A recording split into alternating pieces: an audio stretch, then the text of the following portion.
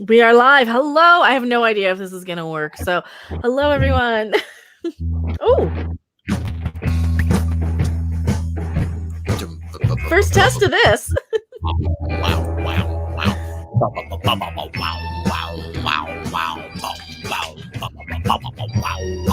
your camera, dude? That's in a second. Hang on. Hey, buckaroos. How's it going? Yeah, this is the After Dark music, but we're on Mecha's channel. That is a new announcement, and we're going to actually wait for Tom to start talking about that one. Yeah. That's a new development here. So but anyway, get used to seeing these guys on, even though Tom is in transit. He is on the way home from seeing this movie. Oh, this is fitting for Mecha's. Oh, hey, Chef Carolyn.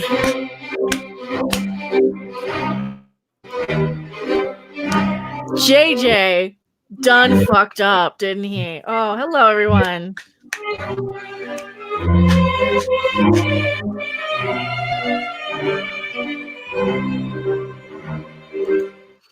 Oh, boy.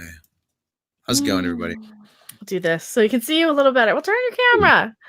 Okay, hello. Let's go scroll through chat here. Hello. So we got Cesar Rivas, Eric, Finch Harper, Morbid Fury, Lady Viking, David Cartone, Annihilus, Morbid Fury, Cesar Rivas, Crafton Barnes. I'm saying the same names over and over again. Dr. Nothing, KL Sounds, Max Powers. Who else? Jack Peterino, Garrett May, Daniel Oldfield, Memes of Destruction, Jamie Rose, Steven Anderson, Chef Carolyn, hello, everyone. Adam of Grayskull, hello, Steven Anderson, hello. I got different names on different screens here, so I'm using their thing and then that thing. Oh, Rob saw it too, didn't he? Rob saw it too.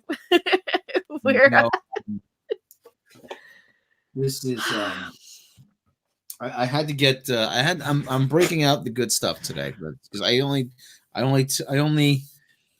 I'm over 21, so I saved this for special cases. The Glenn Grant 12. You're barely over 21. Yeah. Let's talk about that.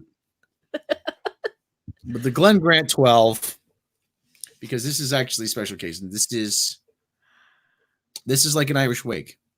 It kind of feels like it. I want to be happy and presentable on camera for you guys, but I want to cry. I want to yell. I want to scream.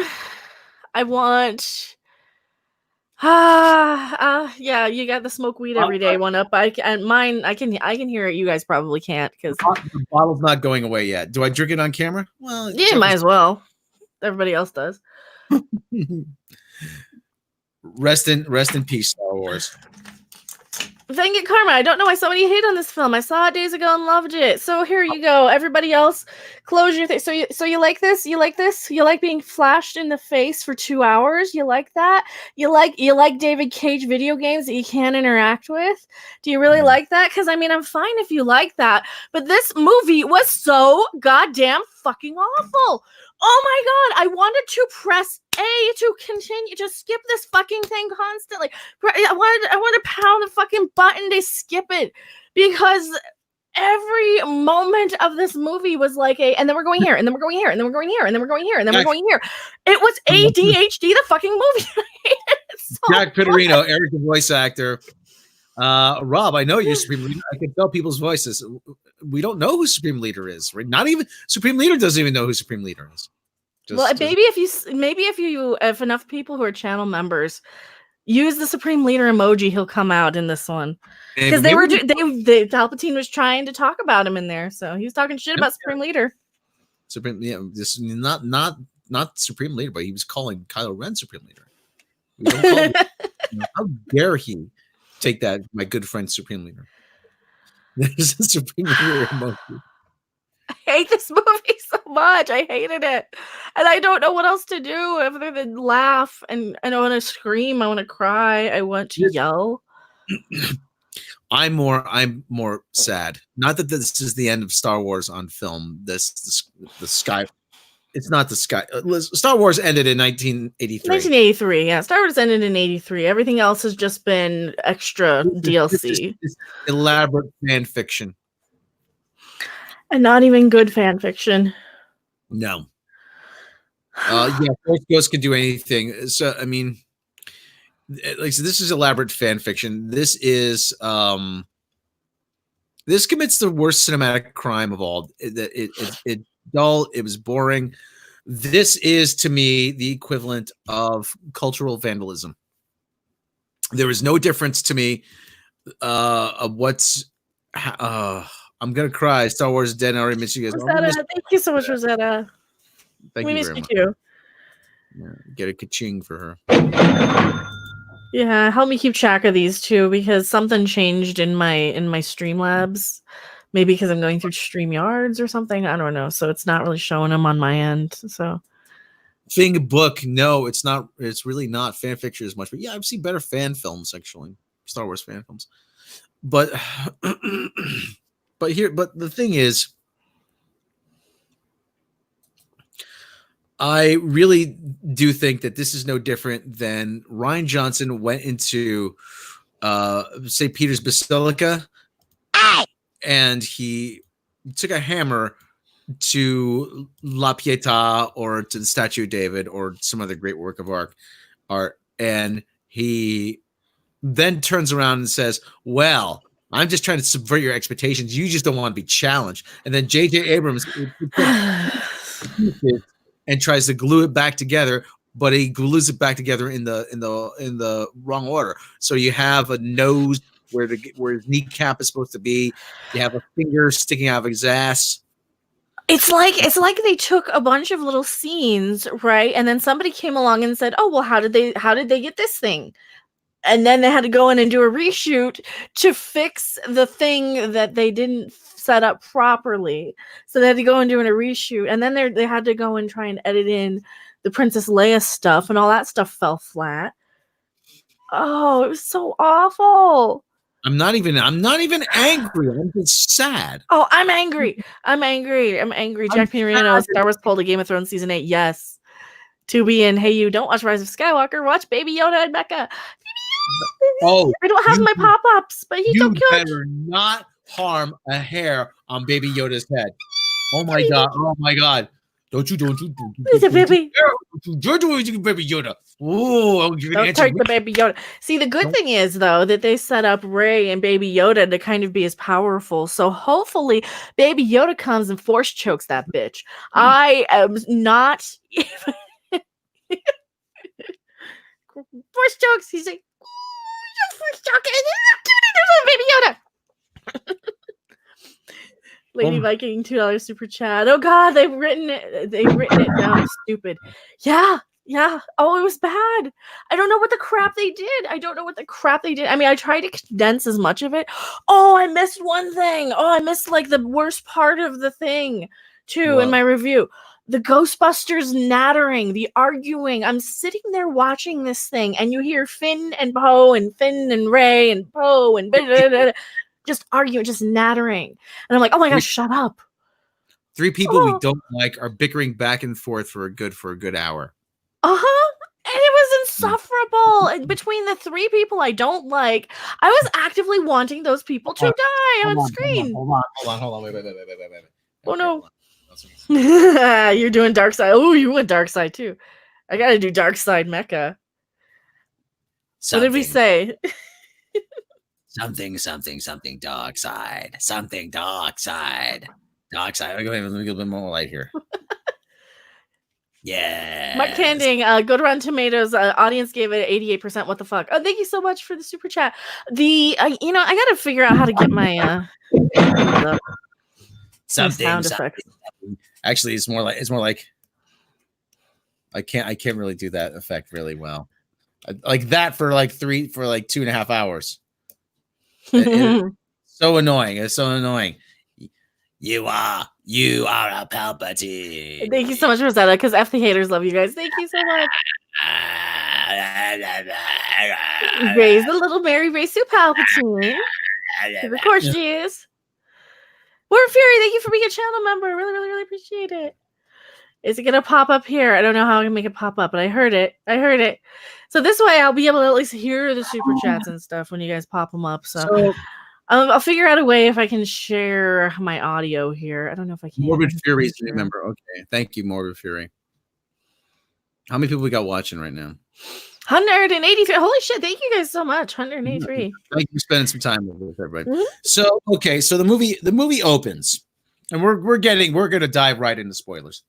So the movie opens, and they're light speed skipping on trying to get away from the First Order, and they go find they have get information sent to. Thank you so much, DCV Titan. I suffered through Rise of Skywalker earlier. There was only one good scene. The rest was Rey being a Mary Sue, except when the narrative required otherwise.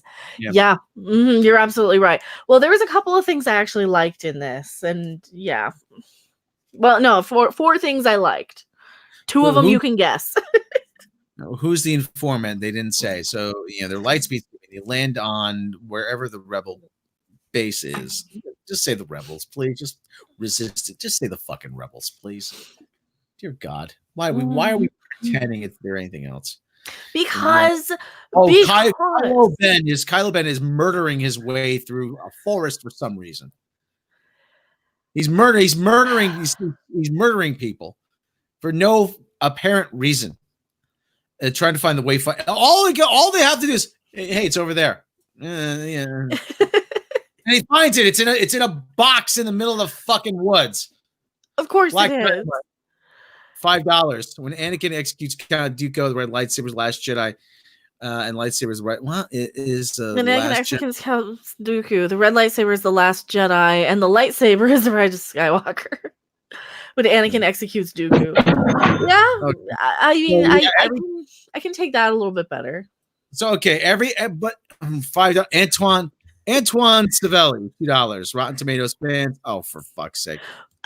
Here's the thing, and thank you so much. The fans are okay. The fans are at 88%, I think, because they are review bombing this thing positively and blaming the fandom, the toxic fans. This is what I keep saying. They're blaming the toxic fans for this thing being a stinker.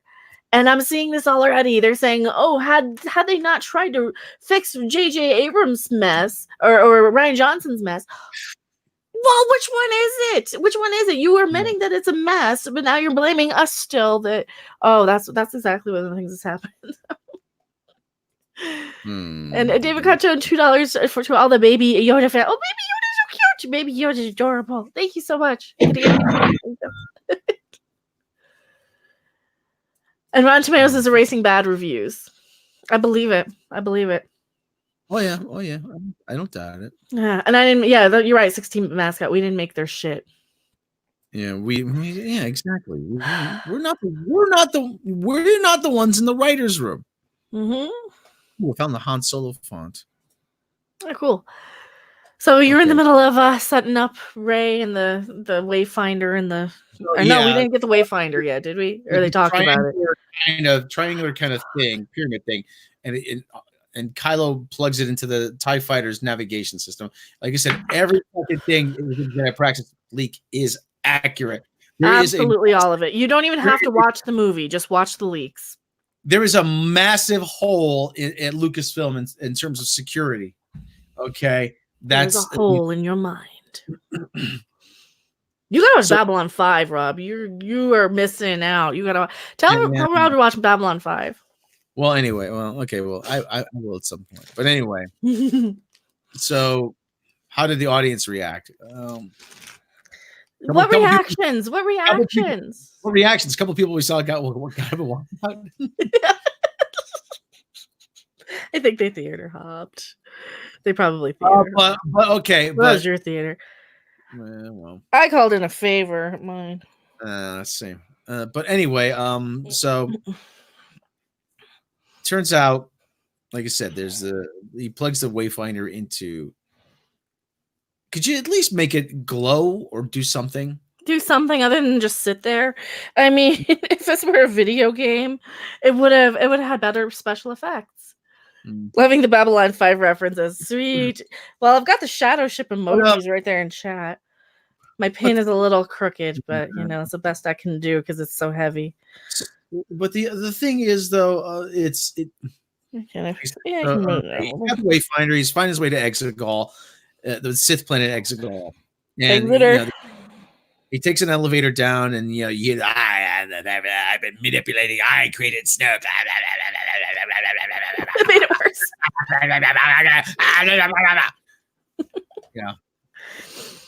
Essentially, it was me, Austin. It was me, Austin. It was me, Austin. It's so stupid. Palpatine is there on a metal arm. The metal arm that they describe is propping him up. He's a shell, like a corpse, like a reanimated corpse. They never explain how he survived being thrown down the reactor shaft or the Death Star exploding. Yeah, I know. This, Lady Von Lum. Michael Clark. And Michael Clark. Love hearing all the support so far. Support your favorite YouTubers. Thank you so much, Michael Clark. I really appreciate it. So we're to believe I created Snoke and I was a boss of we're supposed to believe that he's been dead for 35 years and he's been manipulating things from behind the scenes. Yeah, he's just out there using forced teleportation to do whatever. And Lady Viking, thank you so much. Why do I want to say Kathleen Kennedy's initials as Triple K? Because she is evil. She's evil, and she done goofed. She done fucked up.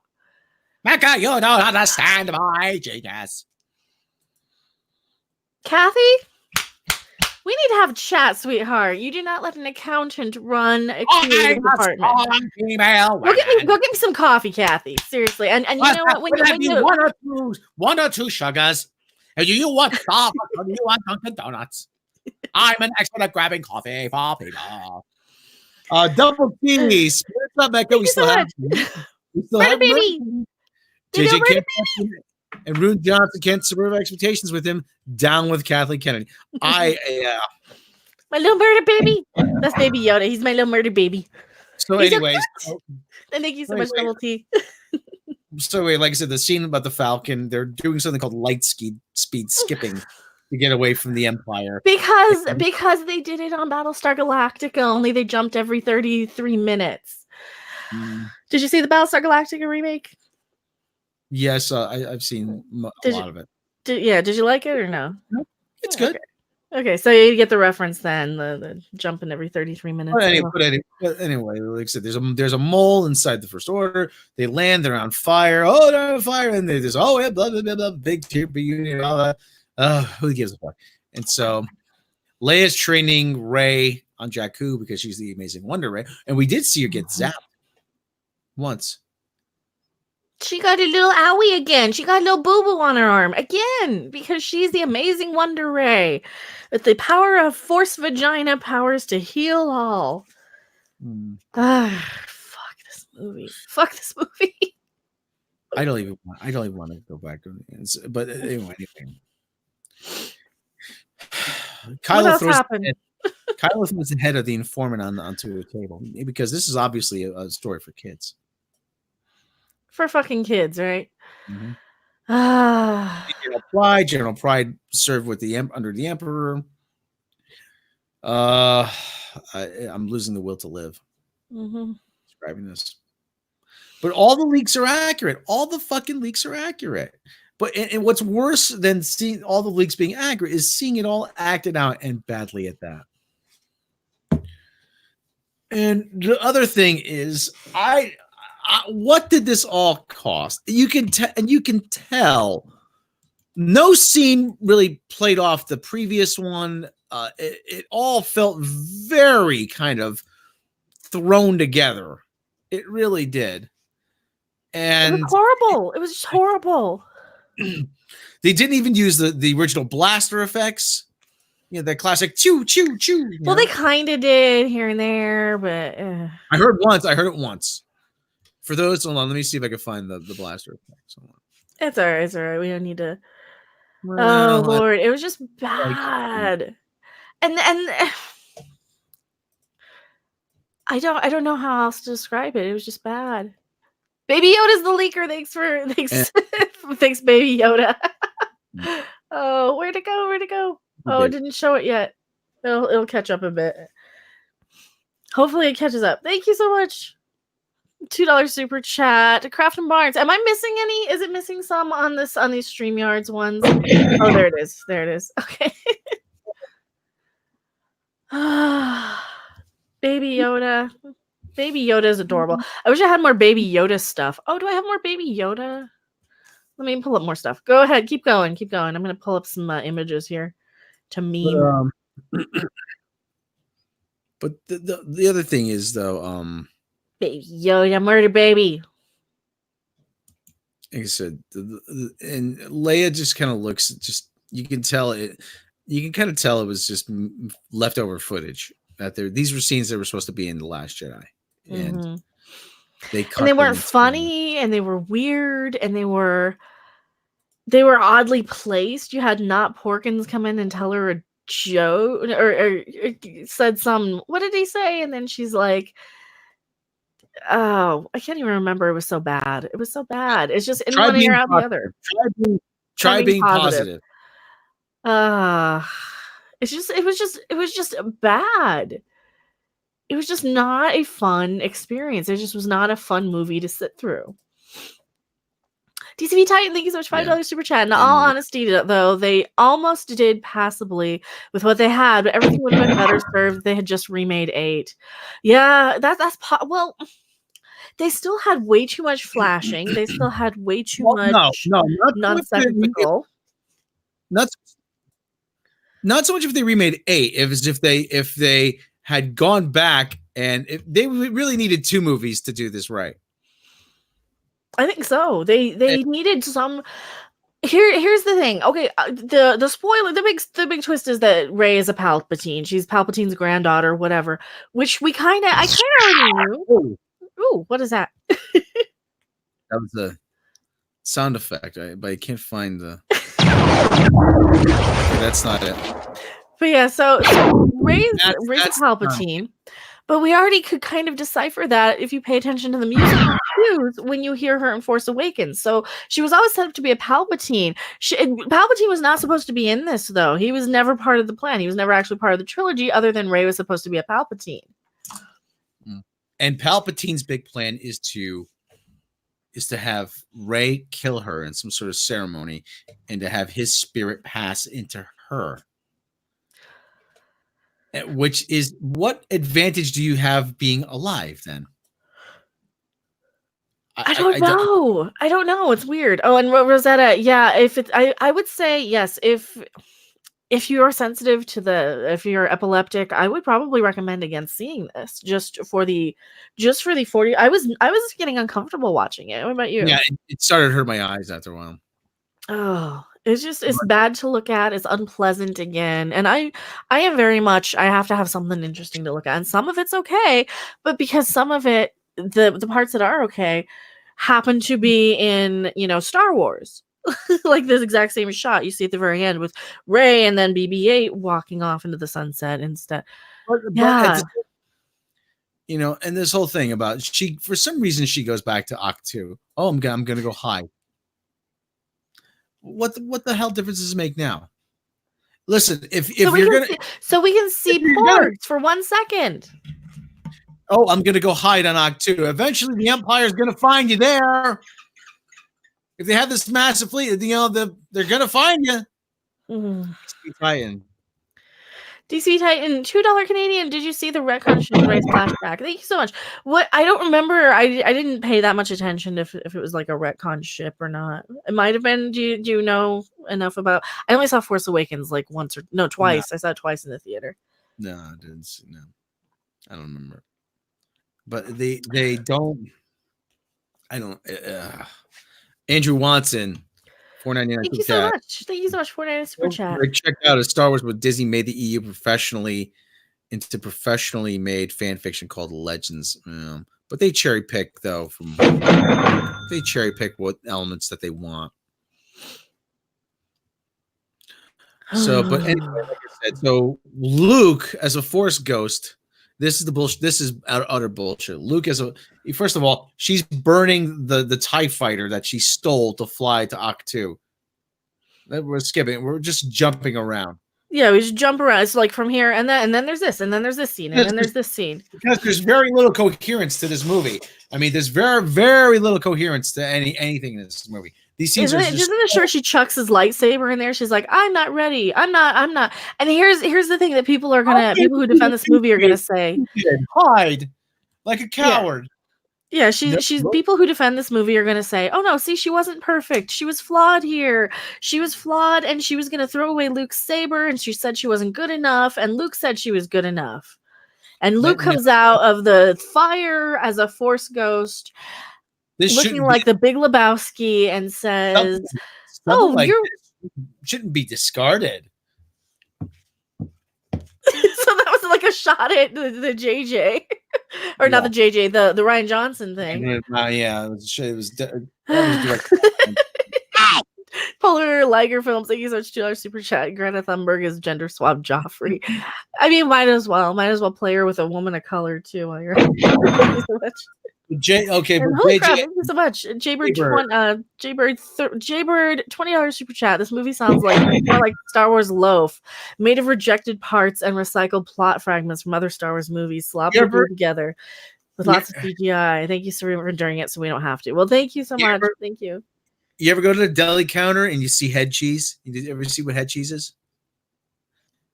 Isn't it just like the face? It's face meat. It's like jellified face meat, right? Well, let me take it. Or it's like your cheekbone meat, and they kind of make it a little gelatinous. Yeah, my father used to eat head cheese all the time. It's like bits and pieces of other stuff. Yeah, I mean that's what this is. It is just bits and pieces of other things. Like, hey, remember this? Hey, remember that?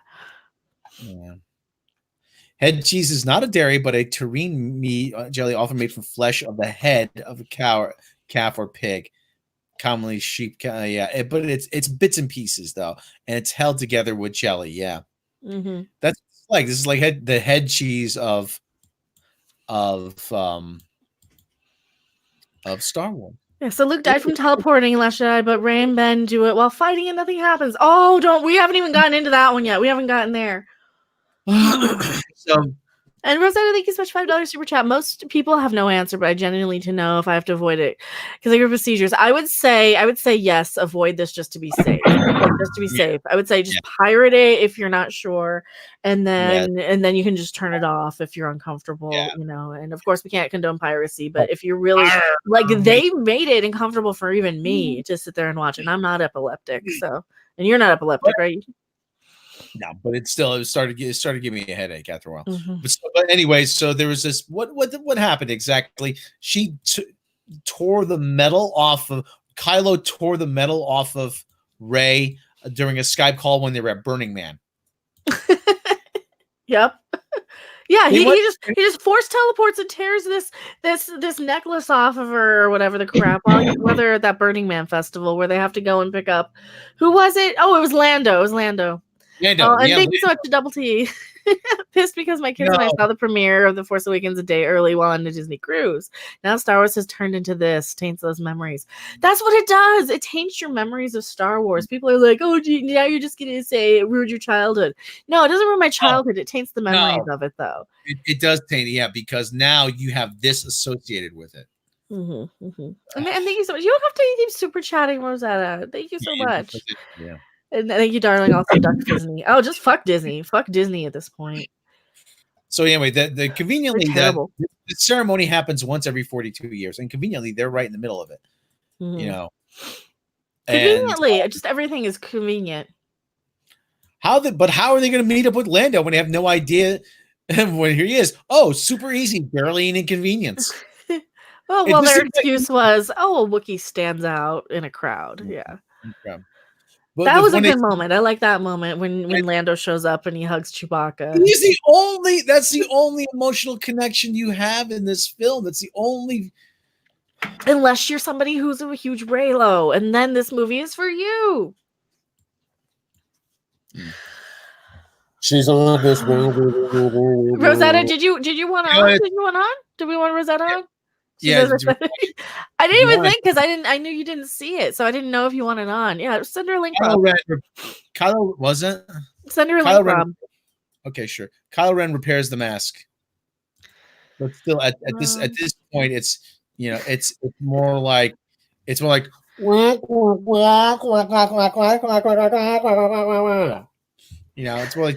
speaker. And you know what? Stop trying to put these ships in the atmosphere, in a planetary atmosphere. Okay, the gravity, they are not designed to be navigated in an atmosphere because they are just aerodynamically, structurally not built that way. Jack Pitterino, was that? Should expect a scene of Sal and Richard in the showers. Well, there is a gay kiss in this. Yes. There is a gay kiss in this. Oh, totally not hot. No, because it's like, it's realistic though. It's realistic representation. This is the whole thing with this whole movie. It's just all about representation and not about a movie. It's about how many ugly people can we put on the screen. They can fly. Oh, so anyway, they're at Burning Man, and thank you so much, DCP Titan. There's more emotion when Chewie learns about Leia, right? I think so. Yeah, because he was heartbroken, poor little thing. So they're at Burning Man, okay, and they find the and they get trapped in the they fly now, okay, they fly now. Blah, blah, blah. Okay, they all get caught. Conveniently, they're looking for Ochi's ship. Who the fuck is Ochi? They don't sell. They don't sell it right away. But Ochi, they find a ship just sitting out there in the middle of the desert for no reason. It hasn't been picked apart by scavengers or chunkers or scrappers. It's just sitting out there since Rey was a little girl, apparently. And Rey has been oh God. And it's they find the little droid Doe. I've spent 3 weeks with my anti-fandom brother. I need you guys first, please. Hi, hey dear. I'm gonna go fucking crazy. I know I am. Oh God. So, I was just explaining part. So, Matt G, $1 Streamlabs. It's time, lol, for this question: Rise of Skywalker versus Man of the Hands of Fate. To recap, JJ, the Jazz Hands of Fate. Oh yeah. It's I have hands for him. Right here. This is the hands for JJ. Hey JJ, Kathy, Ryan. How many fingers do I hold up? Looks like you're gonna pull out a gun and get him. So anyway, so they're at Burning Man and they find Lando and they go to Ochi's ship in the desert and there's stormtroopers chasing them and Rey is able to shoot a couple of them with whatever. I don't care. And so the ship's out there in the middle of the desert. Oh, go check on Chewie. There's a chase. Go check on. Hey, Chewie, go check. Go see if everything's okay. This Chewie goes outside for no good reason. Gets captured by stormtroopers. Rey, the TIE fighter, woo, flips and does the flip, and she does the backflip for no reason. When anybody would have shot her ass with him as soon as they saw her. Cuts the wing off of the TIE fighter. Because that's how a lightsaber works now. Instead of, you remember in Phantom Menace, they had to kind of sit there and fuse the door open for a while and melt the.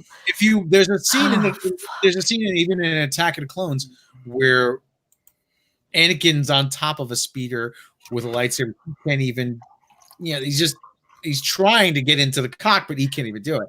I mean, lightsabers have limits. Okay. Not when they're wielded by the great Mary Ray Sue. No.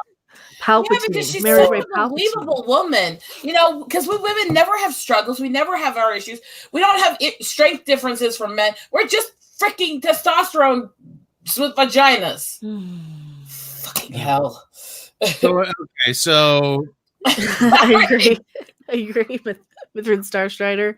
Best way to fix it is pull Dallas style. It was all a dream. I had an idea for what would have been the perfect way to end this. Would have been so much better than the shit they did. All they needed was screw it. Let's go all out for weird stuff. Just have a dimensional portal open up. Jason comes out of the EU, shanks Kylo through the head for stealing a story and fucking it up, and then kills everybody. The end. Anything would have been better. And then the drink. I have the Glenn Grant. Sorry, continue, Rob. Continue. Just saying, that would have been a better ending.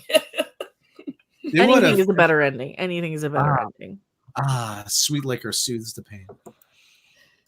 But anyway, so she sees Chewie being taken away in a transport. She thinks Chewie's in, so she holds the transport there in place With the Force. with the Force. Kylo Ben comes over. Raylo Ben, Darth Emo comes over. He tries to Force through, and it's a back and forth. Oh, which one will prevail? And then all of a sudden, she shoots Force lightning from her fingertips as if she's a fucking Sith and destroys the transport. Oh my God, Chewie! Oh, we killed Chewie! And it's like, oh, we killed Chewie! Oh my God, Chewie! And you spend like half an hour being pissed at her for killing Chewbacca because she's a dumb cunt who killed. Maniac wants to know if the Space Ponies was actually a thing. Yeah. Oh yeah. Oh, fuck we're getting life. Fuck my life. We're getting there. Fuck this shit. Mage Fucking hell. Mage Grey with Darth Emo. Perfect. Fuck. So, but anyway. Sorry. So they get caught in quicksand. That was me watching it. They get caught in quicksand. Oh, Ray, Vince says, like, Ray, I got to tell you something. They all go good, and they get underneath these tunnels, and there's a big sandworm, and it's hurt. And Ray's like, I got it. There's a joke actually where Poe takes out a flashlight, and then Ray takes out her lightsaber, and Poe looks at it, and is just like, They're like, oh, yours is bigger. And then there's the sandworm, and Ray's like, I got this. She sees it's her, and she heals it with the power of vagina. Yeah. Yeah. That was a giant sandworm. Oh, you got your quicksand porn too, Rob. Powers. You got your quicksand porn too because of the quicksand. Yeah, I got my quicksand porn moment too. It surprisingly wasn't hot though. That's because nobody got fucked in it, and they just swiftly drowned in quicksand. It wasn't hot. So basically, they looked at our childhoods and they went, this jagged thing, let's shank it through its heart a few thousand times. Yeah, they just broke our toys. DCV Titan Canadian $5. Another ending that would have been better than what we got. Q shows up. This isn't right. Snaps his fingers. Yeah, but by the way, I'm gonna narc on somebody in chat because I can tell all his secrets because Jay Loffer's there, the one that's been talking to you so much the last few months. I've known him for fucking years. It's another shot of the Glenn Grant. Nat G, as I just told Jeremy, I heard they're seriously still shooting the film. These are just glorified test screenings. Rise of Skywalker is just a straight home video release. Yeah, probably. But so anyway, she heals the worm, the big sandworm, and it shows them a tunnel to get out of. Okay. And now they have to go and they have to find another wayfinder. So they have another one. Yeah. But the key to finding the wayfinder is on a planet called Kijimi. Okay, so don't you think? Do you think that they probably just did that as a retcon to get what's his name in, Lando in, because he was part of the reshoots? Yeah. Well, he's the only guy left that they haven't. The only character they haven't thoroughly humiliated. And anyway, they made him a little jailbaity, or going after the jailbait girl. So, thank you so much. I said it before and I said it again. If Disney wants me to watch this film, they have to buy me a strong liquor and my ticket. I have a feeling my childhood's being sodomized before my eyes. I mean, there's pirate versions out there, so it's. Lady Viking, you look way too young to drink. I mean, come on. I mean, sorry, I'm an older Quit dude. being a shameless guy. We're not that old. We're going to Vegas for his birthday. So we need some gambling money for that. We need some condolences. His birthday's in a month. So we'll tell him happy birthday. All right. Let's get back to this. Get back to it. No, he doesn't want you to be sitting there saying nice stuff to him. That's freaking him out. So they're on Kijimi, okay, and now they have and Poe Dameron is in his full Nathan Drake uniform. So he's been in his Nathan Drake uniform. He's been in it the whole movie. Yeah, it's been, and that's what this movie's made for, really cosplaying. It's not made for merchandise; it's made for cosplaying. The only way to save TRS was turn super dark gray. Oh, wait. Oh no, she fights herself too. On Ochi's ship, they find the Sith dagger. It's just sitting, they find the Sith Sith dagger. They give it to Chewie to hang on to. Chewie gets captured with the Sith dagger, so that's how it ends up in the hands of the Empire. And so, they're on Kijimi. They're sneaking around. The Empire's there. It's kind of an Indiana Jones kind of moment, which is the next franchise that Kathleen Kennedy's going to ruin. And they pose there, and so they're confronted by Zori Bliss. Yeah, bring out your dead. Exactly. Yeah. Pull up a Monty Python soundboard. That's what we need.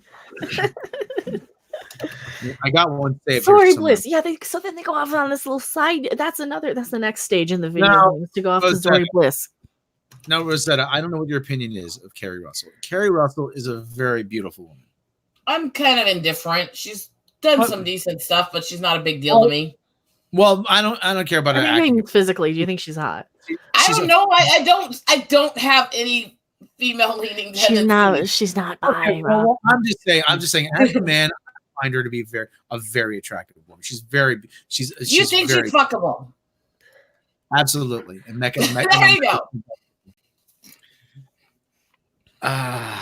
And they first of all, she's in a skin tight purple outfit with a freaking Rocketeer helmet on the whole time. They never once show her face. They lift the visor up, show her eyes for about a split second. For like maybe a minute or two. She's the love interest for Poe too. Yes, she's a love interest for Poe. Oh. They never show her face because they don't want anybody to be more beautiful than the amazing Wonder Ray. And look at what they did to Kelly Marie, and look at the pictures of her on the red carpet. Compare those. Oh my God, she gorgeous potato sack fucking cow. Mm-hmm. How the hell did they do that? Because you look at the pictures of her on the red carpet, she's absolutely stunning. Yes, and they make her look terrible in this too. Absolutely, it's insulting. She's actually dressed like a high school janitor in this one. Oh fuck! But anyway, fucking hard. Yeah, that was me watching the movie. This movie. They have to read the inscription on the Sith dagger, but it turns out C-3PO can read the inscription, but he's just forbidden from saying it, from translating it. I'm like, why not take the information, download it into something else to be read? So something like, oh well, Bo, no, can't do that. No, they have to wipe his memory out. I'm taking, and he says, and this, what do you? And that's when we meet. That's when we meet Babu Frick. Babu Frick. That's like her little pet or her little friend or whatever the fuck. So apparently, Baba Booey is supposed to be a like some kind of engineering genius, and they open up C-3PO's head, so Baba Booey can tinker around with it, and Baba Booey is gonna translate the freaking Sith dagger. And so C-3PO is there, like, what are you doing? Poe says, what are you doing, 3PO? So he's gonna wipe. They're gonna wipe him. They're essentially do a factory reset on him. What are you doing there, 3PO? Taking one last look, sir, at my friends. No, these people are your fucking friends. They've been bad. You don't know them, and they're going to kill your memory. What the fuck are you calling them friends for? Not only that, he figures out a way that he can not have his memory wiped right the split second before Babu Frick goes and wipes his memory anyway. Oh, yeah, fuck this movie. Also, TCB Titan and Sadly Rose is in this more than R2D2. Yes. Also, we're halfway to Dark Side Mecha tonight. If you guys want Dark Side Mecha to come out, because I will be angry. I will be ranting. I will be raving. Oh, we might get a nip slip too here in a bit. Yeah. So Baba Booey wipes out his memory. You gotta do this. He wipes out his memory. He resets it. He says, "Oh, and gives get the red eyes and everything." Because of course, just translating something gives you red eyes. I see it at the U time. Fucking crap. Oh, I gotta turn that off. There we go. So, bounce. We hit the 100 brawlers total. Ka-ching. Also, this is really gonna make me fall out of this thing. Well, tonight's the night we get banned from YouTube, so yay. Oh, should I just rip off the shirt and sit here in my bra then? Probably not.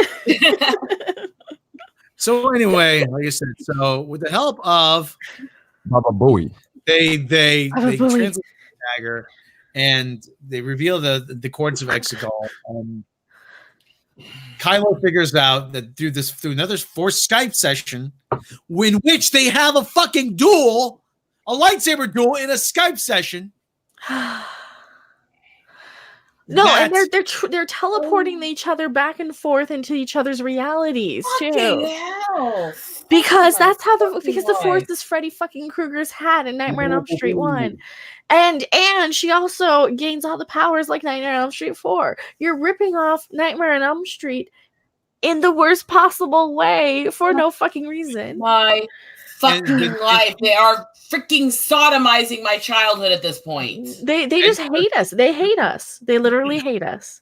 They figure out through that Skype session that the dagger is on Kylo. They can go shove that dagger up their fucking asses at this point. Well, no. We're not even getting to the most absurd part. I got a thing here, don't I? Maybe my head will actually implode tonight. Fuck. Matt, if this flops on the Mandalorian series finale, have to have something happen that shows, and thank you for the $1 super chat here, something that shows there's a multiverse and this only happened in one reality, only real way out. Then someone can make an unrelated episode 7 with no Skywalkers or Palpatines. And thank you so much. I think they could just make Baby Yoda force choke Rey and murder her because he's a good little murder baby and I love him. Don't you dare! They better not harm a hair. They better not harm a hair on that kid's head. Baby Yoda. There's going to be hell to pay. So anyway, they go up to the Star Destroyer. Zori Bliss gives them a medallion about that's supposed to get them passage clearance on any. So it's just MacGuffin after MacGuffin at this point. No, I have to point out, to get a nihilist to yell like that is really something, because he's on my streams all the time. He's one of the quietest, most sweet boys you'll ever talk to. And he's capsing and screaming in chat at this point. They used to think I was sweet. So anyway, it's like the medallion goes on it, and there's only about maybe a half a dozen guards on the. I've only been back there for like 10 minutes. In the hangar. I hear a thing. What's the noise interference here, Tom? God damn it, Rob. Damn it, Barry. Still not working. There's only about 4 or 5 guards in the hangar on an Imperial Star Destroyer. Since fucking when? There's no technicians, no nothing. I can understand if. Here, I'm gonna remove you for a second, Tom. Tell me when the noise is ready. So I don't know what the noise was. They're going down the hallway to find Chewie. The amazing Wonder Ray does the Jedi mind trick, and it works. And I'm like, well, they only had 2 people too. There's like nobody on there. Yeah, there's only 2 guards standing between her and Kylo Ben. So they find Chewie. They rescue Chewie. Big shootout. They get on the Falcon. Well, Kylo wasn't even there. That was the other thing. He was on somewhere else. How did he even get on the Falcon? I don't know. I'm not even fucking watching the movie, and I'm sitting here feeling like I could drink, and I don't even drink. Oh, you need it. DCB Titan, Mando, if anything happens to the creature, I'll kill everything in this galaxy than myself. Thank you so much, DCB Titan. Canadian $5. That's how I feel. So Kylo, like I said, so that's the big reveal. Your parents are your father. You're a Palpatine. Your grandfather is Palpatine. That was the big moment for the reveal. The Falcon comes up with the hatch open. Ray, come on, Ray. And she jumps across. Granted, they're in atmosphere, but fuck you. Anyway, but fuck you. She jumps across and they back the engine up. The engine blows all the stormtroopers that are in there with Darth Emo back against them. Falling over. Everybody's falling over except the amazing Wonder Ray and Darth Emo. And Darth Emo. Fuck Darth Emo. Oh, fucking Darth Emo. She jumps on and kind of fly away. Ooh, fly away, big escape. They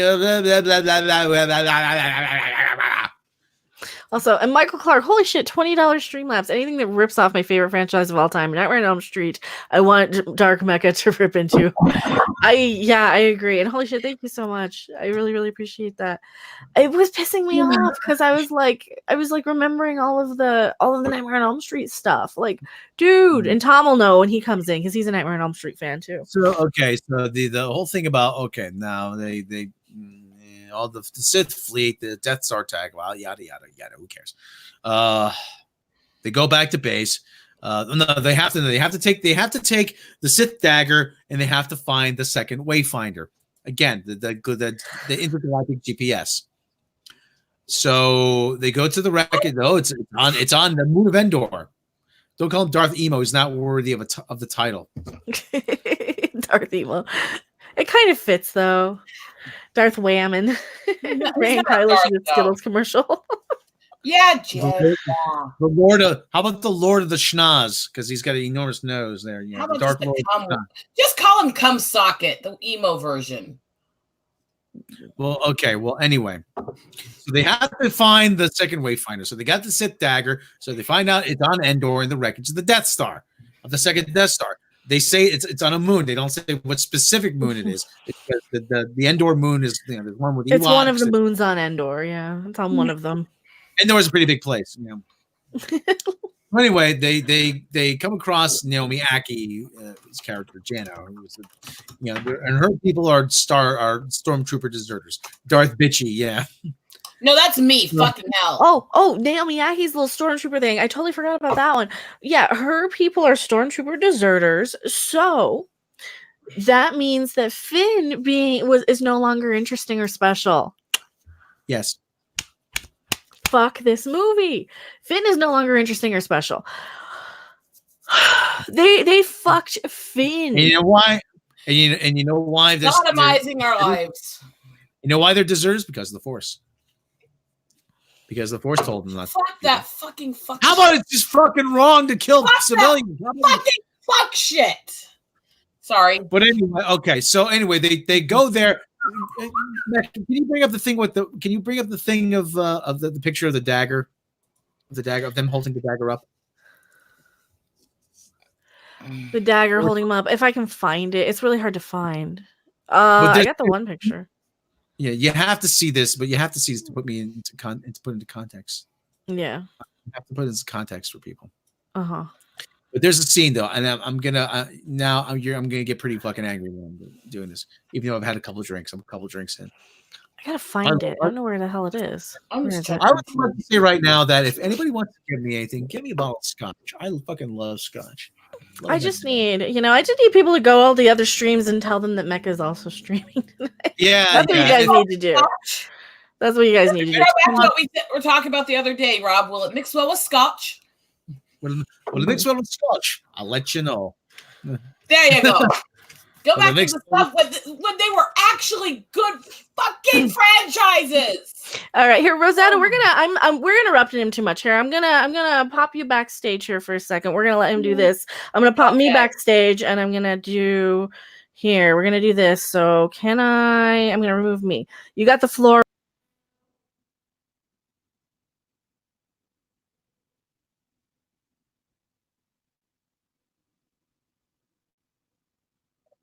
I can't hear you. Why can't I hear you? I'm all alone. What happened? I couldn't hear you. Why couldn't I hear you? Maybe because I was muted. I don't know. Maybe I have to do that. Well, here, I'll do this. Go, you have the floor. Can I do? Oh no, it does that for me. How do I switch it over to you? I don't know how to do that. Here you go. Okay, Black Dynamite, $2. All right, we'll do that. Go ahead. Huh? Oh, this does well as scotch. Yes, it does. Just Shelby MD, thank you so much. And thank you so much, Black Dynamite. Really, really appreciate it. Shelby MD, $5 super chat. Vader spent years trying to heal his body with the Force, but never could. But Rey just pops a squad and does it. Right? Yeah. Oh. Yeah. Okay, so let me just because I just kind of want to be. But let me see if Poe the dick, Finn, no one, Mary Sue, Palpatine, and Darth Emo, right? Exactly. All right, Rob, get on camera and do the thing. Okay, hold on just a sec. I want to get the picture of the Sith dagger because I have to. You got to see it. You got to see it for. Okay, here it is. Newsweek. Here's the. I was gonna pull it up while you get on camera. Here, I'll pull it up. You get on camera and do the thing. All right. Okay. Because organization. I'll find it. Hold on. Go ahead. Let me find. let me find the other picture, and I'll send you. It's all right. I can get it. Go ahead. Get a camera. Hold on. No. Yeah, we need to. It's a very old. It's kind of an old trope, but at the same time, we have to. We just have to bring attention to this. Mm-hmm. Okay, hold on. Open image in new tab. Here we go. Well, it's probably not very big, but That's it right there. okay. Now, here's the other part of that. Okay, now they're using the Sith dagger. They come upon the remains of the Death Star, of the second Death Star, and they're using the Sith dagger. They put this over here where what's coming out of the hilt. They're using that, and they're lining it up with the remains of the Death Star. Now bring up the second picture. The link of the second picture I just put in the private chat. Okay. Okay. Now bring that up. I'm making a specific point. Oh yeah, this is the picture that I probably used, isn't it? Yes. Yeah, probably. Yeah. This is exactly the one I used in my review. They're ripping off fucking Goonies. Oh, don't you get me started on that one. Oh, here, I gotta thank DCV Titan for the super chat. General Fit and General Poe, because why not? And thank you so much. Yeah, here, okay, here's where I gotta go. Here's where I gotta go full. Start camera. Where's the thing? I'm losing my shit. This fucking movie ripped off one of my all-time favorite movies of all time, which was the goddamn fucking Goonies. And don't you dare tell me that there was no reason for that. You have got the fucking wayfinder with the little thing that you line up like on the Goonies, but on this thing that only crashed 38 fucking years ago. How would they have that? Where would that come from? Who the fuck cares? Who knows? They just don't care about anything. There's just thing to thing to thing to thing to thing to scene to scene to scene to scene. MacGuffin. One MacGuffin to chase another MacGuffin. Oh, and it's terrible. It is so infuriating because they never explained, but the Sith dagger is supposed to be this ancient artifact, and it is being used to find something that crashed only 30 fucking years ago. Yeah, it's video game storytelling. Get me to the next cutscene. So they line it up, and so Rey goes to get some. The seas are too rough. We have to go the next day, and she gets a water skimmer, whatever the hell it is. Oh, but there's a second one where Poe and Naomi Aki could follow them. So she goes to the wreckage of the Death Star, and how. There's glass in the freaking windows that hasn't been blown out in an explosion like that. I don't doubt that there are pieces that survived re-entry, but at the same time, the pieces are pretty big, pretty large, and they're fairly well maintained. Nothing. She happens upon the way the throne room. Don't get me wrong, it's kind of cool to see the remnants of the Death Star. Mm-hmm. But at the same time, the doors still have. I mean, there's still power to open the doors, unless she's using the Force. Did I miss this one? Black Dynamite, thank you so much. $2 super chat. Let the anger flow through you. Thank you so much. Yeah. She finds the Wayfinder, much like Peter Quill found the Infinity Stone in Guardians of the Galaxy. She opens up a thing, and it's in there. It's just kind of floating. For some, there's power enough for 35 years to keep it suspended in there. How? I don't know. But we're not supposed to ask that question. Darth Emo finds her. They have a fight. They go, clank, clank. He's damn fucking abusive in this too. That's the other problem I have with this movie is he's damn fucking abusive to this girl. And then Leia gets all tired and puckered out. And she just dies for no reason. And she's like, Ben. And he's like, Mom. And she stabs him through the abdomen. Through the gut. Fuck. But she feels bad about it and heals him.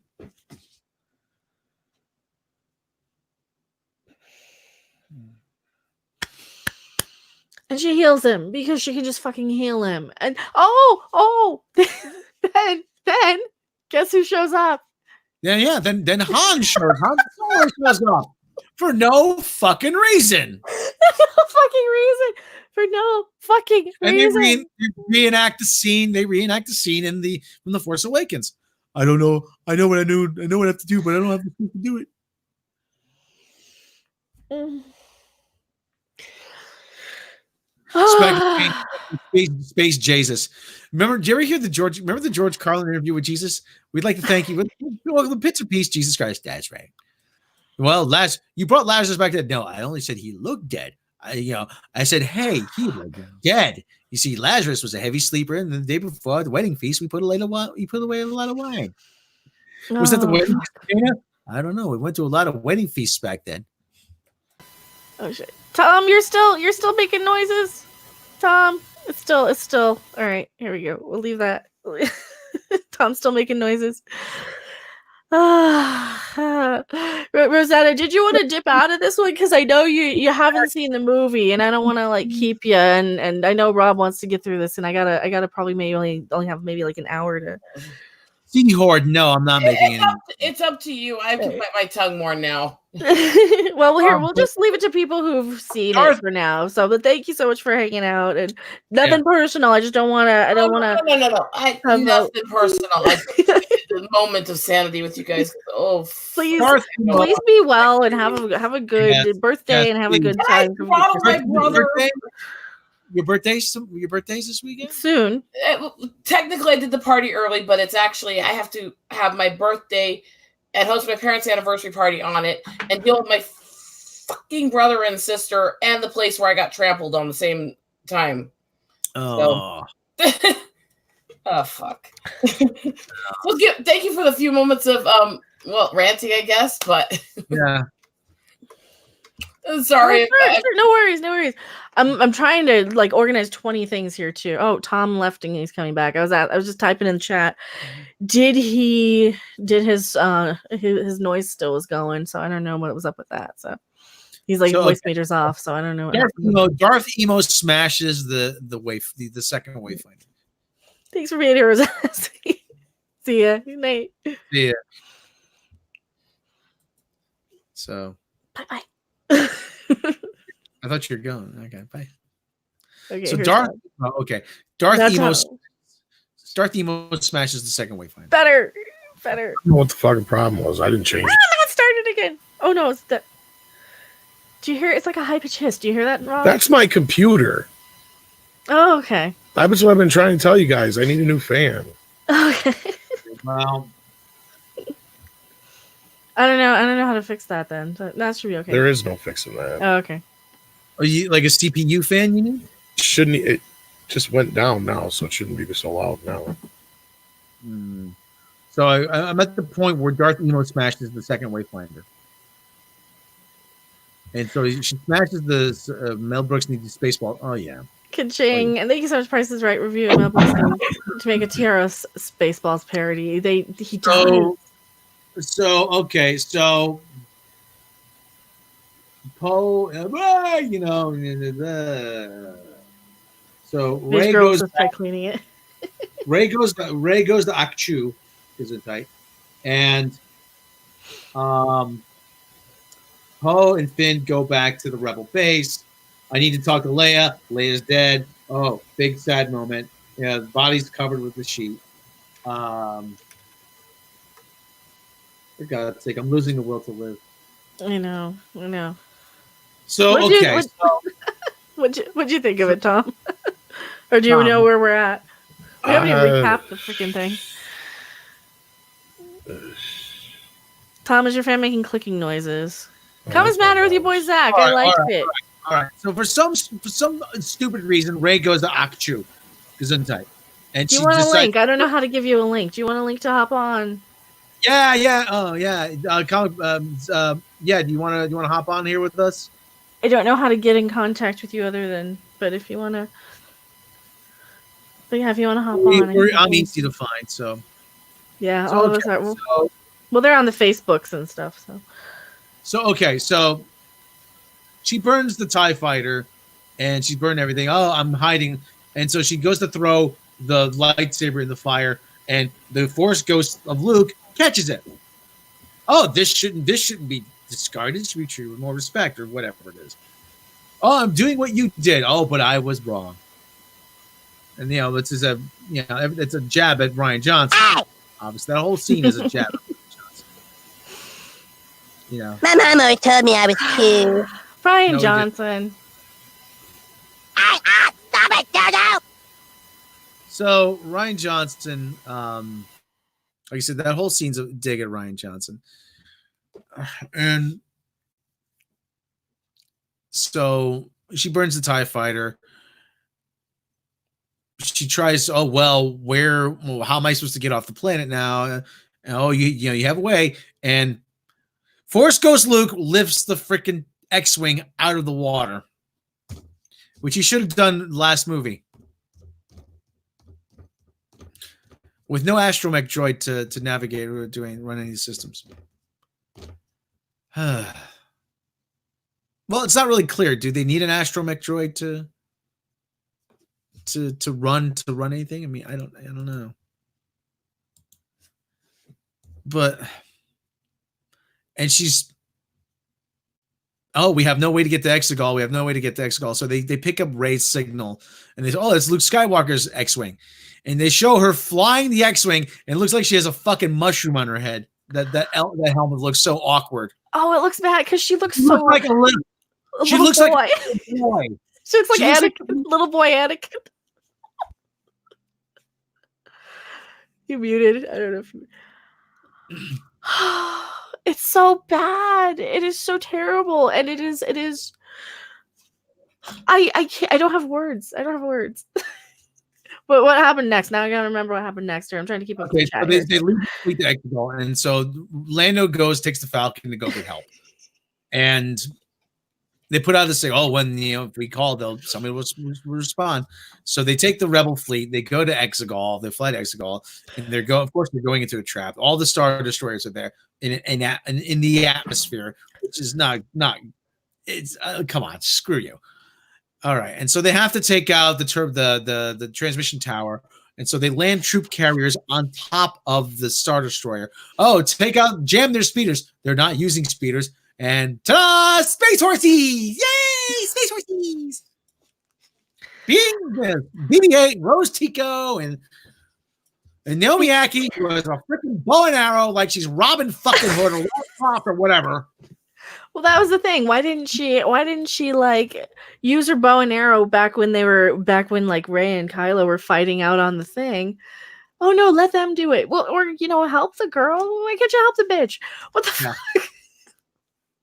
So Rey goes down to the planet. She goes to Exegol, and she confronts Emperor Palpatine. We gotta come up with a funnier name for him. Zombie Palpatine. It's Papa Palpatine. Come on. Yeah. And there's a big thing about who was the Happy Palpatine. They actually do show Rey's parents. So some they actually do show Rey's parents. They never say who they are. No, Kylo said they were nobody's, but they were nobody's. They do choice. say who they are. He says, "You're my granddaughter." That was his son. And they hid their daughter from him because he wanted to use the kid as a meat puppet. He gives his whole fucking speech like a fucking Bond villain. Yeah. This fucking movie's a joke. It's not even a movie. No, it's a video game. It's a bad David Cage video game where you can't skip the cutscenes. I wanted to skip every time we had the original character, like the Force, like Han Solo, Luke Skywalker. I wanted to skip that. I'm like, can I press something to skip this? It's not like a Bond villain. He reveals the whole plan. Like she's gonna kill him in some ceremony, and his soul is gonna travel into her body somehow. Oh fuck! He opens up the roof, and they sees the fleet, and it's essentially a reenactment of the scene from the Last Jedi. No, the Return of the Jedi, rather. I'm sorry. Your friends are walking into a trap. Aren't you glad I got you a whole fleet for your birthday, you ungrateful little shit? No. Dr. Evil's more terrifying. Most girls get a fucking car. I got you a bunch of fucking well, you couldn't call them Star Destroyers. They're actually Planet Destroyers now.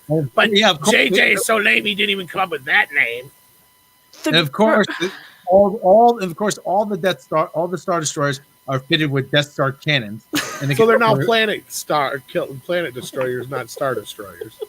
But I'm glad JJ didn't call him that, because every other last thing he called everything was the dumbest name on the fucking planet. It's the Last Order. It's the Final Order. Or Final Order, yeah. It's like the Final Order, like it's closing time at fucking Burger King.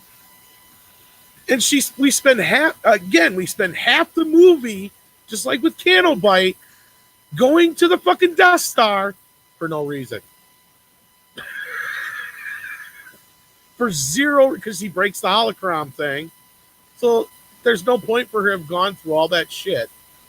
And the whole thing with the Nutcracker lightsaber was a Force vision. She's like, oh, and she has pointing teeth in that part of that vision. The only part of the movie I liked was 3PO. Yeah. 3PO was the best part of the movie. Yeah, JJ did kill Star. This is, like you said, this is cultural vandalism, Tom. This is like walking into St. Peter's, or walking into the Louvre and throwing red paint on the Mona Lisa.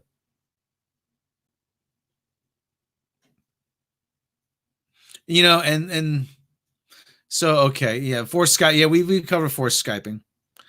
So anyway, Darth Emo goes down there, and I was muted. Here I'm talking. Oh shit. Darth Emo goes to Exegol. He's surrounded by the acolytes or whatever, and he's got his whole. And freaking Palpatine's got his whole peanut gallery there too. And then they just disappear inexplicably. The peanut gallery is like a fucking Death Clock concert or something. It's like Metalocalypse. It has no real rhyme or reason. Just a bunch of guys in hoods for no reason, because Palpatine said. Because Palpatine said so. And it was bullshit. It was the stupid thing. What was light skimming about? We don't fucking know. Why were they light skimming again? Because fuel. Because fuel. They had to. They were. And fuel is a thing. Well, fuel's a thing, but it shouldn't be as an important a thing as they made it. That's the problem, is that they keep making it a more important thing than they need it to be. Chewie, you got your credit card on you? You got your debit card? We need some gas. He has a peanut gallery. Sure, he was Palpatine, not Marilyn Manson. He was kind of Marilyn Manson in a lot of ways. He's on this big metal armature that's keeping him alive, life support thing. And so, like I said, and then the thing opens and he shoots force lightning from his fingertips and starts destroying the rebel fleet himself. He's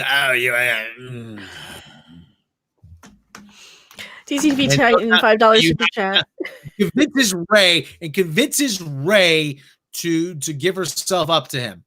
Now Luke would have found a way to stop him. Mm-hmm. Absolutely. Or Luke would have never given in. Soon I'll be dead, and you're with me. This is bullshit. Yeah, DCV fight Titan. This final order, and I'll unleash it unto the galaxy, so it's all mine. Now you don't have to go home, but you can't stay here. Read that as Palpatine, Rob. Read that as Palpatine. It's the final order, and I. Hold on. Use your camera. All right. Okay. No. It's I have my robe. And I'll unleash it onto the galaxy, so it is all mine. Now, you don't have to go home, but you can stay here. So. We're about 20 away from me going full Sith. Also, we got a guest. Hello. I have never talked to you on stream except for from the camera. Welcome. Hello. Hi. Can you hear me? Yes, absolutely. Okay, the last two live streams I've been, I've had to drop out or do an Irish farewell because I don't have the best setup. So, is this your comics with your boy Zack? Yeah. Hi. How are you doing? Hi. How's it going? Yeah. Thanks for inviting me in. I was kind of desperate to talk about this, and I assumed there would be 4 live streams at the same time, but there isn't. Oh, I thought everybody was going. I thought everyone was going. From what I saw. Maybe it just ended. I just got back in 10 minutes ago. But how long have you been talking about it? Is this a spoiler video? It's all spoilers. An hour 15 we've been going. So Oh, also wow. this is So, Rob from Midnight's Edge, and we're probably gonna have Tom pop back in. So Are you familiar with Midnight's Edge at all? Yeah, so I have to apologize to Midnight's Edge, Nerdrotic, Doomcock, everyone who gave away every single part of the spoiler, or they told the story, and I go, these are fake. These aren't real. We thought so, the same thing. so my basic reaction, and I'm gonna give myself about 2 weeks before I rewatch it, because was the first hour was basically on the level of one of those Ewok movies. yeah, It seemed like they didn't even want to be making the movie. I was no, like, this is weird. Nobody wants to do this. But then when they got deep into the lore and they started tying things up in bows, I actually got pretty into like the last 30 minutes. Okay, yeah. well, that's kind of where we kicked in. That's where we kicked in with Well, the oh hey, and here's Lando, and here's the music kicking in. You got Lando flying in with Chewie, right? Like this is how it's supposed to be, and that's what kind of got me to kind of shut up and stop riffing the thing. You know? Oh, but I was seeing this I screwed up and I thought there was a midnight showing last night. So I accidentally bought tonight's midnight showing. Oh no. And then I realized I'm going to be like the last person to review it. So then I bought a 7 p.m. at the last minute. So I was in the very front row all the way to the left. Oh no. That's the worst place to see it. So the first 15 minutes, my visual cortex basically was just malfunctioning. I couldn't even tell what I was looking at. no. Oh no. And no. you know the meme of Kylo Ren from a couple years ago where he has the small head and the really wide torso? Mm-hmm. Yeah. That's what everyone looked like in this movie. That's bad. Yeah. DCP Titan, $2 Canadian. Thank you Yeah, so much. look- That's giving a live play-by-play on Clownfish TV. Oh wow, I know they're sitting it out, right? They didn't watch it. I applaud them for not watching it. I had to out of curiosity, but it's all right. And thank you so much. Yeah, if we're gonna talk about it, obviously we had to see it. That's the thing. I'm not gonna be one of those guys who rips a movie he hasn't seen. Also, It really made it really difficult for me to talk about Black Panther for years. I'm like, I really was reluctant to talk about it until I actually saw it on a flight on a flight from Denver to New York a few weeks ago for the first time. So I'm finally able to talk about it now. But anyway, we digress. and Alex Halo says, "Welcome, Zack." Yes, welcome. Also, Tom popped in from Minutes Edge. I don't know. I'm still hearing the hiss a little bit. I don't know. That's just probably gonna be. I don't know. I rebooted my computer. I tried everything. Everything's set to microphone. It doesn't sound like it's your right microphone though, because it's really fuzzy too. So it sounds like it might be going off your. I don't know. Or double picking.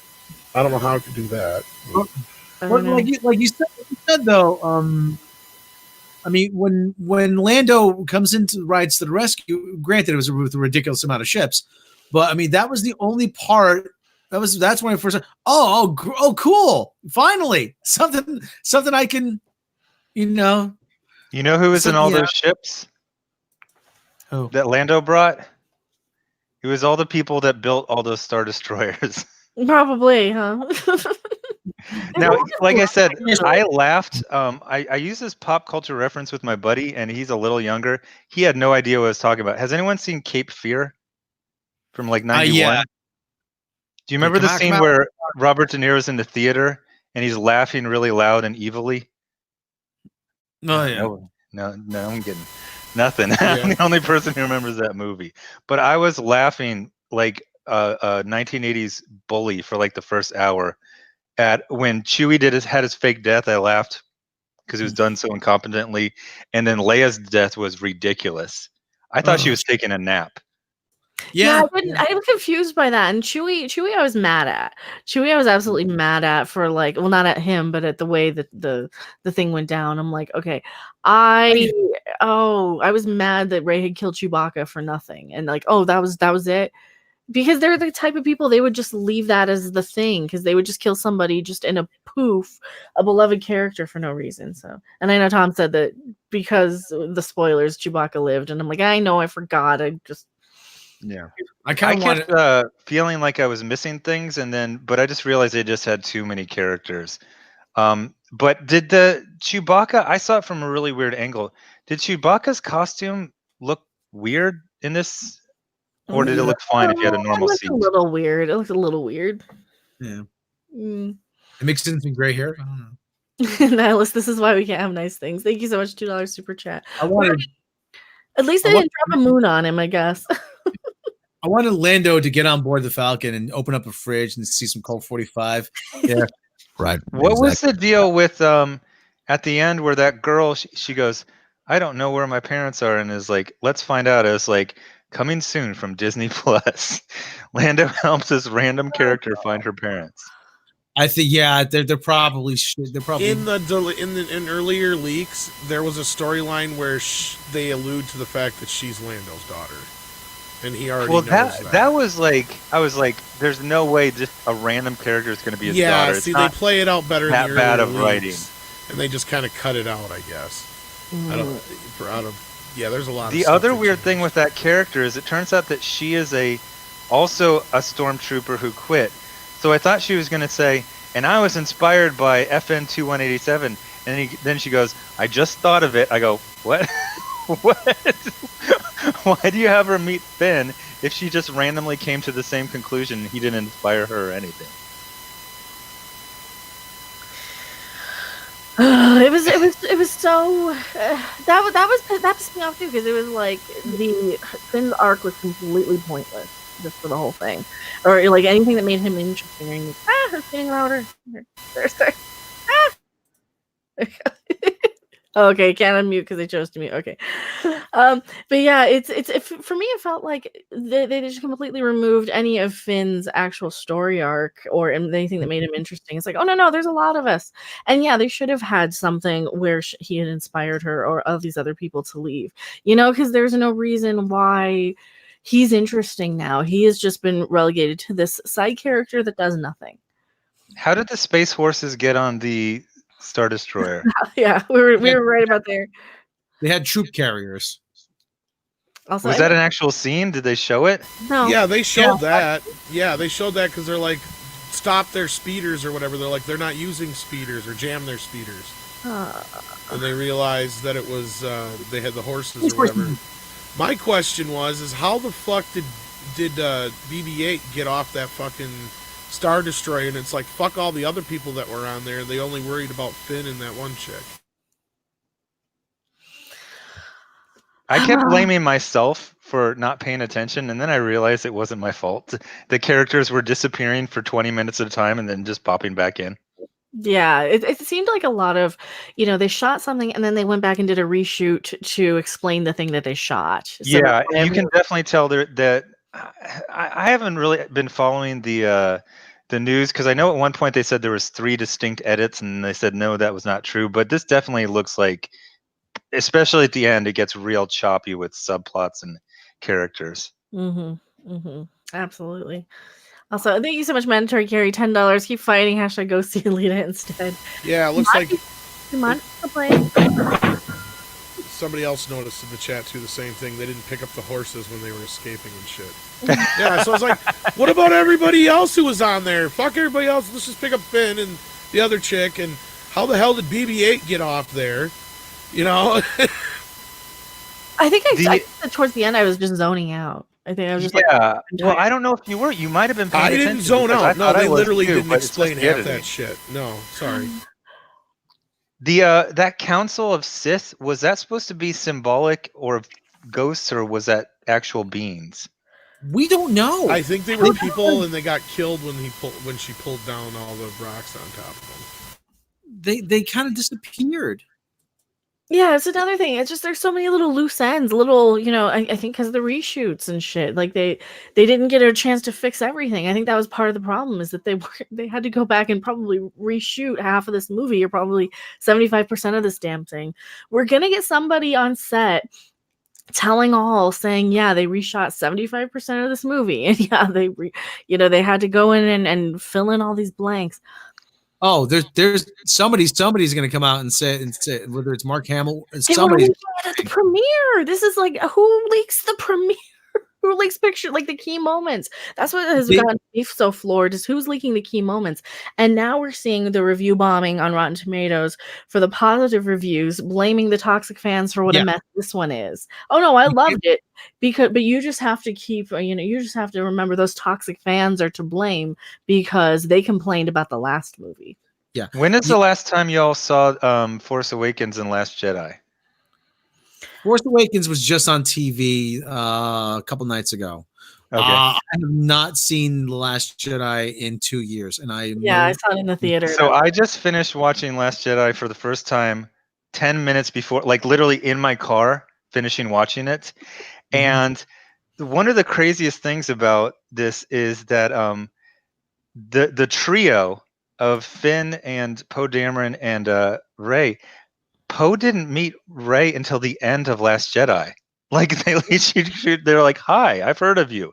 So then in the next movie, they're like buddies. It's like she's like, "Oh, he's always like this." Is like, I was in my car 15 minutes ago. You guys just met. You don't know each other at all. Yeah, exactly. These are people that have no connection to each other, and they're Let's be bickering. fair, it's supposed to be a year after The Last Jedi. Well, yeah, that's what they'll say. But I'm sorry, we need to have some sort of on-screen But no, well, talking to each other. that's because I'm not even gonna get into it. Fuck it. DC, thank you so much. Everybody else on the transport everybody else got onto the transport and left while Finn and the chick stayed behind to take out the bridge of the ship. I gotta say, there is a documentary that will never happen because I think Disney has some ironclad NDAs. But I actually felt uncomfortable how much of the last two movies were "fuck you, JJ" from Ryan, and then this was "fuck you, Ryan" from JJ. Like, I think there were some serious battles in meeting rooms and email exchanges. Like, these two guys do not like each other. Why do you think No. Trevorrow left? Who? Colin Trevorrow. or not Colin. Yeah, it was Colin Trevorrow. Yeah. Yeah, he was the one who was supposed to direct this movie, and he did the Jurassic World movies. Oh, And he was supposed to. I thought JJ was always going to bring it home. I thought that was the plan. no, Colin no. Trevorrow left because Ryan Johnson killed Luke Skywalker. Mhm. That's why every time somebody says, "Oh, there wasn't a plan," I'm like, "What the hell are you guys talking about?" Simon Pegg said there was a plan. Daisy Ridley said there was a plan. JJ insinuated there was a plan. And Ryan threw it out the window, and that's why Colin Trevorrow said he left us because he killed Luke Skywalker, and he didn't want Luke Skywalker dead. He was supposed to be alive in his movie. I still I actually think Ryan Johnson's very talented. I thought Brick was excellent, and I've heard good things about Knives Out, but it still doesn't make sense to me that they gave him so much power. No, Write 'cause and he has- direct and basically do whatever you want and F Mark Hamill, and nothing matches up that he had earned that. No, at, like, because he what, didn't 38? even see the movie. He didn't even see the movie. Really? Jeez. Oh yeah, because he He was started- developing it while the other one was being made. Yeah. We always say we don't like to say Ryan Johnson's name too often because he might start coming around. So, oh, Ryan, quiet. What the hell? Ryan. Boy, I gotta tell you, having rewatched Last Jedi, it took me 3 days to get through the first probably 40 minutes. I know Ryan Johnson likes to say that he's this male feminist, but it just feels like a movie that hates women. It's like, here's a bunch of women, they're all in charge, and they're super incompetent. Like, ridiculously so. Yeah, and not only that, And they I'm gonna are dress them ugly or weird or stupid. Yes, they just want to make them ugly. They want to frump them up. They want to make them incompetent. They want to make them stupid. They want to make them bitchy. They want to make them too perfect in some ways. Yeah, that's what I was saying too. That it felt like it felt like it doesn't let women be pretty because it doesn't want the audience to feel bad about themselves because they're not pretty. Oh my God, I'm objectifying her. Oh my God, I shouldn't be looking at her that way. I'm like, you took Kerry Russell, who is I think is a very attractive woman. I mean, really, she's got very attractive. She's got beautiful eyes. She's got this luxuriant hair. She's great figure. Whom you never get to see. Yeah, you never see her. Who does she play? She plays Dory Zori. Bliss, the one with the helmet the whole time. That was her? Yeah. Oh my god! I mean, even her eyes were beautiful. They just showed her eyes, and they were beautiful. Yeah, why would you cover? Because she's Carrie prettier Russell, than it's Rey. Felicity. Yeah, she's prettier than Rey. They don't want anybody upstaging Rey. Is what it is. Also, and thank you so much, Matt G. $1 Streamlabs. This may be the greatest unintentional comedy since Steven Seagal's reality show where he allegedly was a sheriff. Thank you so much. I was laughing a lot in the first hour. Mean 1980s bully in a TV movie laughing. Like, this is ridiculous. Yes, yeah, that's how I was too. I was like laughing for some of it. I'm like, oh fuck you. Anytime they would like just yell, it's all these unlikable people bitching at each other and arguing. And I'm like, oh my Speaking god, about, shut up. Oh, I hated bitching, that. How miserable was the Rose Tico actress? I wanted to give her a hug. Like, she was angry and like, how does that meeting go? We're gonna have you back. You're gonna be in 2 minutes and 1 second. Those had to have been reshoots because she was cut from You think the she was movie. never in it and they reshot to put her in there? Mhm. That makes sense because I like her. She's like, I've got to go write a thesis paper on like stormtrooper armor. It's like, that's your assignment? Seriously, really? Yeah, I'll be back in like an hour and a half. Cool. Yeah, prototype 41X XL. How were the Knights of Ren handled? That was the best fight scene. I would say. I had to be reminded that happened because I forgot. That's like the first Kylo Ren scene. Yeah, I was actually. It's like a montage. Well, yeah, that part. But I'm like, why wasn't this like the last half of this trilogy? Why did he kill them? Because they were going to kill him. Knights of Ren. It's so everything There's is shit so that's ridiculous. missing from this movie. There's tons and tons and tons of shit that's missing. Because they had to throw in other shit to fix it. Jesse Milestone is live. If she wants to come in here, we'll cross the streams. Yeah, well, if you guys want to be like, if anyone's sending out anything to like anybody who's live right now, there's some people live right They're now. more than welcome to pop in. I mean, like I said, nobody. Mhm. Yeah, and of course, But yeah, we got pretty much everybody. Like McMary's live, Geeks and Gamers is live. Everybody. There's one person we can't get though. I'm Wilfred Brimley. Your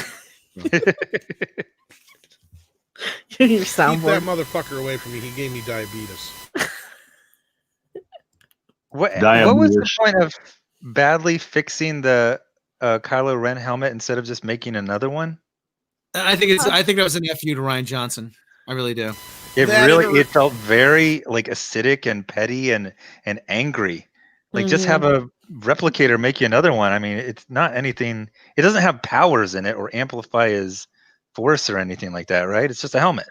No, I wish they would have went with the original leak because wasn't the one of the early, like way early leaks is that he rebuilt his helmet but using parts of Vader's mask. That I don't know. See, now that would have been a little bit more exciting because at least he would have done something different with it, But the whole movie was just like it feels like it starts in the middle of a movie. Yes. For one.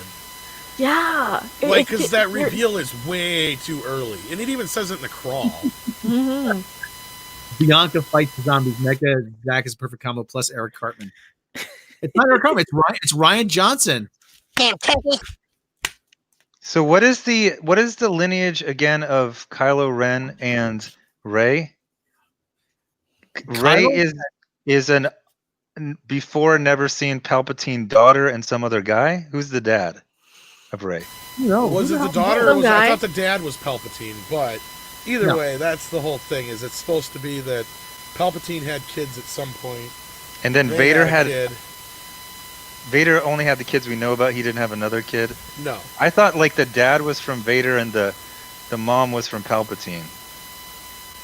No, it was just supposed to be that the fact that they both had kids and they were strongest Palpatine, lineage or whatever.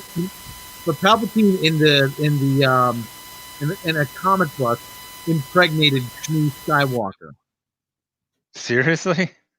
Yes, he manipulated the Force to. Oh no! I was sorry. I confused it with another character. I was like, he gets around. Oh yeah, Shmi Stark. Yeah. So the funny thing is if you stop and think about it, they would be cousins. Mm-hmm.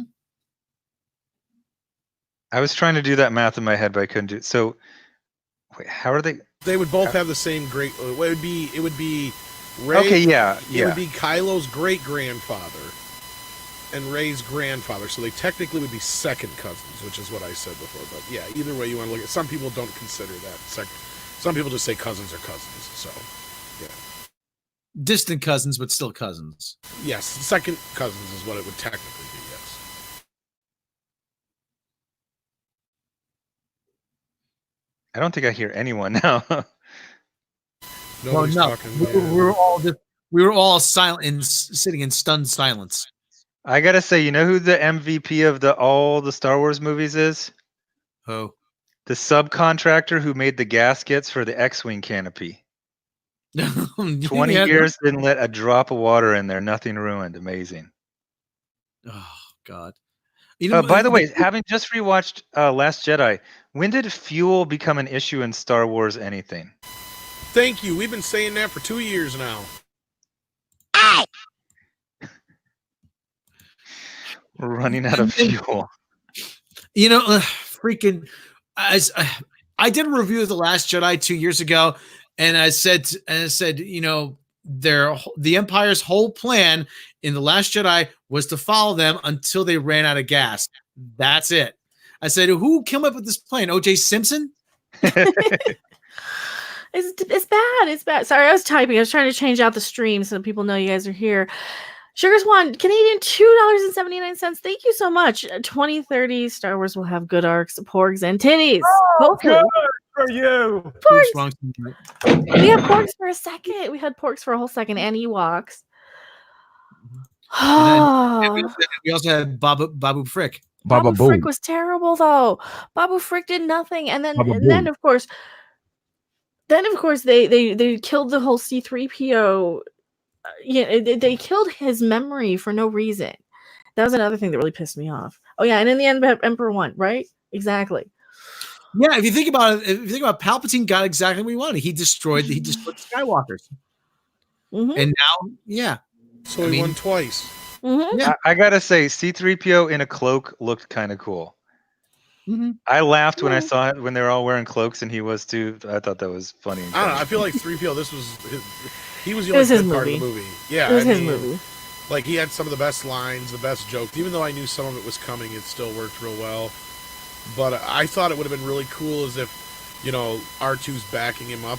They made a big deal of a joke of it. So like, oh, big deal. So that he backed him up to like what, the first movie, not the first movie, Star Wars, but The Force Awakens. Because he's like, oh, I'm so excited, R2. I'm about to go on my first mission with Mistress Rey. Wasn't that the first time he went on a mission with her? Or The Last Jedi 1 and 2. So it's like, oh, okay, so nothing really changed there. So he's missing the last couple years of his life. That's about it. It's like, I thought it'd been really cool if they would have been like, he ended up giving him his memory back, but it goes all the way back to before it got wiped the last time. Mm-hmm. And he would have remembered everything. Remembered Anakin and yeah. That would have been nice. That would have been nice. Even I sitting didn't. here and he like, yeah, just all of a sudden he's like, oh, and I remember this and I remember that, and oh my goodness, I was created by Anakin Skywalker, and da-da-da-da-da, and just on and on and on, you know, just, yeah. It would have been nice, but no, they can't do that. They can't give us anything good. They can't give us anything coherent or interesting or no. They just have to mess it all up. I'm disgusted by it. I'm frustrated by it. What would you rather have, Star Trek Discovery cartoons or this? This? Oh God! I think this was better.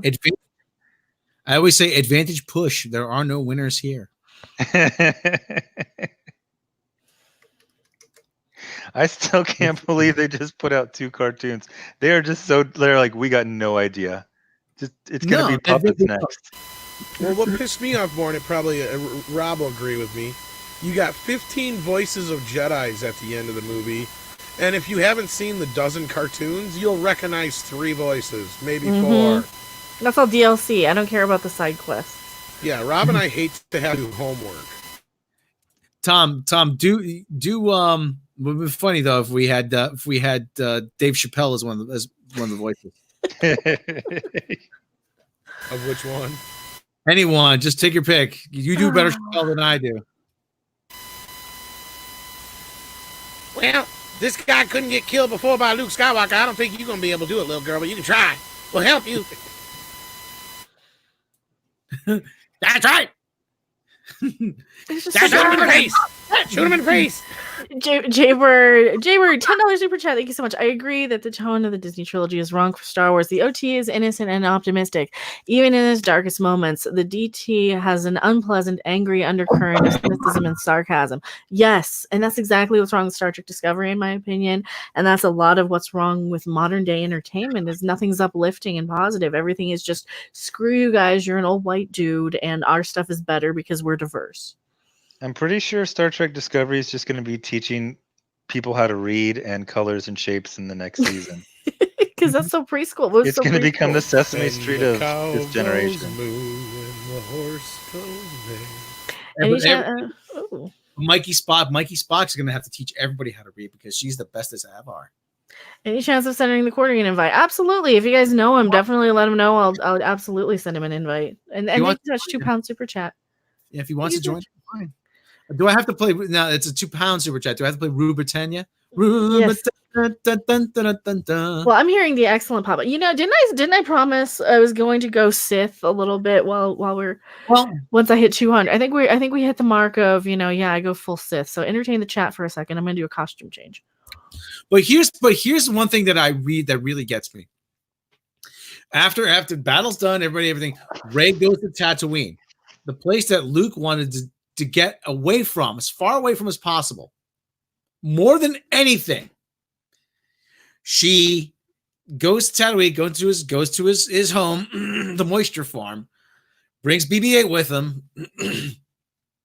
buries the lightsabers. She makes one out of her old staff, ignites it and it's yellow with a yellow blade because freaking. I think that's a callback to the original action figure with the yellow lightsaber. That's my personal thing. Because I remember when the original Luke action figures from Kenner had the yellow lightsaber. But anyway, They should have made it normal thickness, like 2/3 up, and then have it be really skinny at the end, like that one. Yes. But anyway, been a long time since someone's been here. What's your name? Rey. Rey who? Rey Skywalker. So she stole Luke's home, his X-Wing, his identity, his lightsaber, and his victory. And his total identity theft all around. So what's the message here? Strong female characters need someone to give them everything.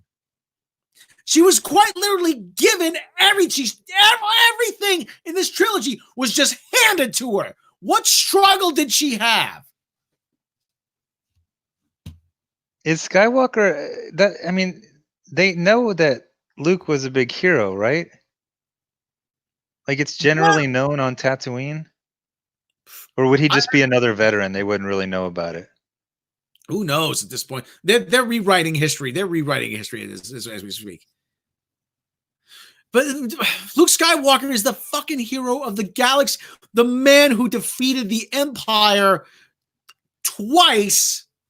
He blew up the Death Star, defeated him, saved his father's soul, and they treat him like he's a fucking afterthought. There was some nice little bits in Last Jedi just where they're showing some rain, and Rey's just really happy just to reach out from the Millennium Falcon and just grab a bunch of handful of rain. So at first I thought she was going to live there, but then they showed it was all flooded with sand. So I think she was just visiting and then going to go do whatever. Figure out how to get my hood on. Yeah, that location is actually in Tunisia. I mean, it's been there for the last 40 odd years. I mean, there was. So it actually is filled with sand at the bottom. So they probably just left it how they found it. Yeah, man, most likely. Sandstorms and everything. Probably, they would have to. But I guess it gives it a nice weathered look, But they actually, when they filmed the Attack of the Clones, they went back to the same location, the Lars homestead, and they said everything is just as we left it. It was like it's just like we'd been there yesterday. So, that's really awesome. I want to see that, but now it's dirty because now Rey lives there. Yeah. Did she live there or did she visit? Oh, I think she just visits, but she stole it like everything else she damn stole. I understand the idea. You bring the story back full circle to where it started, but at the same time, it cheapens the whole story to just have Rey come and say, "I'm Rey Skywalker." I'm like, no, you're not. You're Rey Skywalker. You're someone who's just coming in. You're the bitchy girlfriend who just moves in and throws away your stuff and This is buries all it in just the an elaborate real estate scam. to steal his shit. She's, To steal his gonna get house. those 42 acres and the 3 moisture farming antennas. That's what it feels like anymore. It's like they don't care. It's like they Did just you don't get the feeling that the Sith was done? Because I had a happy feeling like they finally cut it. The Sith was actually done. Whereas, last time it was kind of like the 1991 war where we didn't capture Saddam, so it just kind of dribbled on for 20 more years. I thought the Sith line was severed. I thought that they had destroyed the Sith and the Jedi and got rid of both of them in this sort of destruction of Star Wars past is what it felt like. Like, oh no, Sith and Jedi don't matter anymore because both of your families are tied together, and now you got the good and the evil, and you got the yellow saber. So yeah, And that's there's what it felt like also to me. Like they got rid of everything. But there's overlap on Sith, right? Because originally it was 2 at a time, but then if you look at Dooku and what's his name would have been working for Palpatine at the same time. So now you got Snoke. He would have been the apprentice. He would have Then Kylo. been when Vader was around, because Snoke was like 100 years old or something. Right? So the only 2 at a time was a lie, apparently. Well, they just forgot about that. They didn't pay attention to the prequels, I think. It's just so bad. It's so bad. Did we lose Tom? Tom just dropped. Okay. Tom probably is fixing his microphone problem. But so I kind of feel like we're going to see Rey again. She'll probably have a series on Disney Plus. I'm thinking so. Yeah. Kathleen Kennedy will not let this go. No. I want to see Baby Yoda force choke Rey. Yes, definitely. Well, do you think that the Baby Yoda healing scene was a last-minute addition, or to justify the Jedi healing, which would have come in a lot? That was what I was in thinking. the Clone Wars. I think that's what I was thinking. That's what I was thinking, because a lot of people are watching Mandalorian that didn't watch the Clone Wars. So I'm thinking maybe it's the one thing in the Mandalorian that Kathleen Kennedy actually probably mandated to put in. In order to precedence, yeah. And Who did now? I forgot who Baby Yoda healed. Carl Weathers. Okay, yeah. So that wasn't, that could just been thrown in at the last minute. Hey, have him heal his arm. Yeah. You have to have Baby Yoda heal Carl Weathers. Kathleen, but it's not a script. I don't care. This is what I want. Did Kathleen Kennedy hire J.J. Abrams way back when? Yes, she hired J.J. Abrams. Then Kiri Hart was the one that really hired Ryan Roundhead Johnson. And I keep saying about Kiri Hart really took the fall for The Last Jedi, but there is no getting around this. This is all on Kathleen Kennedy now. There is no excuse. And they have to be in full damage control mode. Oh, did you see there was a thing going around Twitter that somebody had sent me where Kathleen Kennedy and J.J. Abrams, they were getting interviewed not too long ago. And they asked them, they had to translate it. They asked them, what's it feel like being left with the responsibility to take care of George Lucas's legacy? And they looked very awkward and uncomfortable, both Kathy and why didn't you JJ. Why didn't you use any of this, any story treatments that George Lucas? Well, George Lucas didn't have a script, and we don't have any source material. Yeah, my Kathleen Kennedy sounds like Katharine Hepburn. Yeah. All right, I can't deal with the hood. It's not staying in place, so it's there, but I can't. But she is utterly clueless, and I keep saying she's terrible. What is she doing? She gets coffee. She got coffee for Spielberg. That was her job. She was an accountant. She was there spending money. She's a glorified shopper. She just spends money. We always say we admire and respect Robert Meyer Burnett a great deal. Are you familiar? You're familiar with Robert Meyer Burnett, aren't you? He's a Star Trek guy. Yes, he's a big Star Trek. Yeah. He worked on the Star Trek Next Generation Blu-rays. He's actually produced quite a few special features. He's actually worked on DVD features of the Lord of the Rings. He's done quite a lot of work. And he always right or wrong. He comes to the defense of Kathleen Kennedy. He says, "I don't know her, but she's a great producer. She made E.T." And I contend that, and if you look at her resume of films, anybody could have made those movies and it would achieve the same result, whether it was Back to the Future, E.T., Indiana Jones and the Temple of Doom, Forrest Gump. I don't think she was a producer on Forrest Gump. Whatever the hell it was, It was just the Jurassic right place, Park. the right time. It's anybody who just happened to be working there. It wasn't because it was her. Just because you played on the Chicago Bulls and won a championship with Michael Jordan doesn't mean you're a Hall of Fame basketball player. You were along for the ride. Steven Spielberg was still on his way up in Hollywood. He had made Jaws. He'd made Close Encounters. He also made 1941, which a lot of people forget. But he made Raiders of the Lost Ark. This guy was going to have a hit movie regardless of she's symbolic. Her name is that's what I thought. I thought she actually lost her Andre, power like a year ago. She's out of she seems to be out of the loop. She really seems to be out of the loop completely. Did she do anything with Mandalorian? According to she was on set for a little bit. Her name's on it. It doesn't feel. It feels. There's a picture of 100% her. Favreau on yeah, it's Favreau and Filoni. I gotta tell you, I was disappointed by Filoni's episode. That one almost like broke my heart. I was expecting a lot better. Yeah, that one. There's that a one picture of Dave Filoni. There's a picture of Dave Filoni, Jon Favreau, and George Lucas all sitting in director's chairs, and she's just in the back, just tucked away in the back. Yeah, if you want to get that picture. And there's one guy. Tom There's Zack. one guy off the side, staring daggers at her. Okay. I hear Tom. Can you hear me?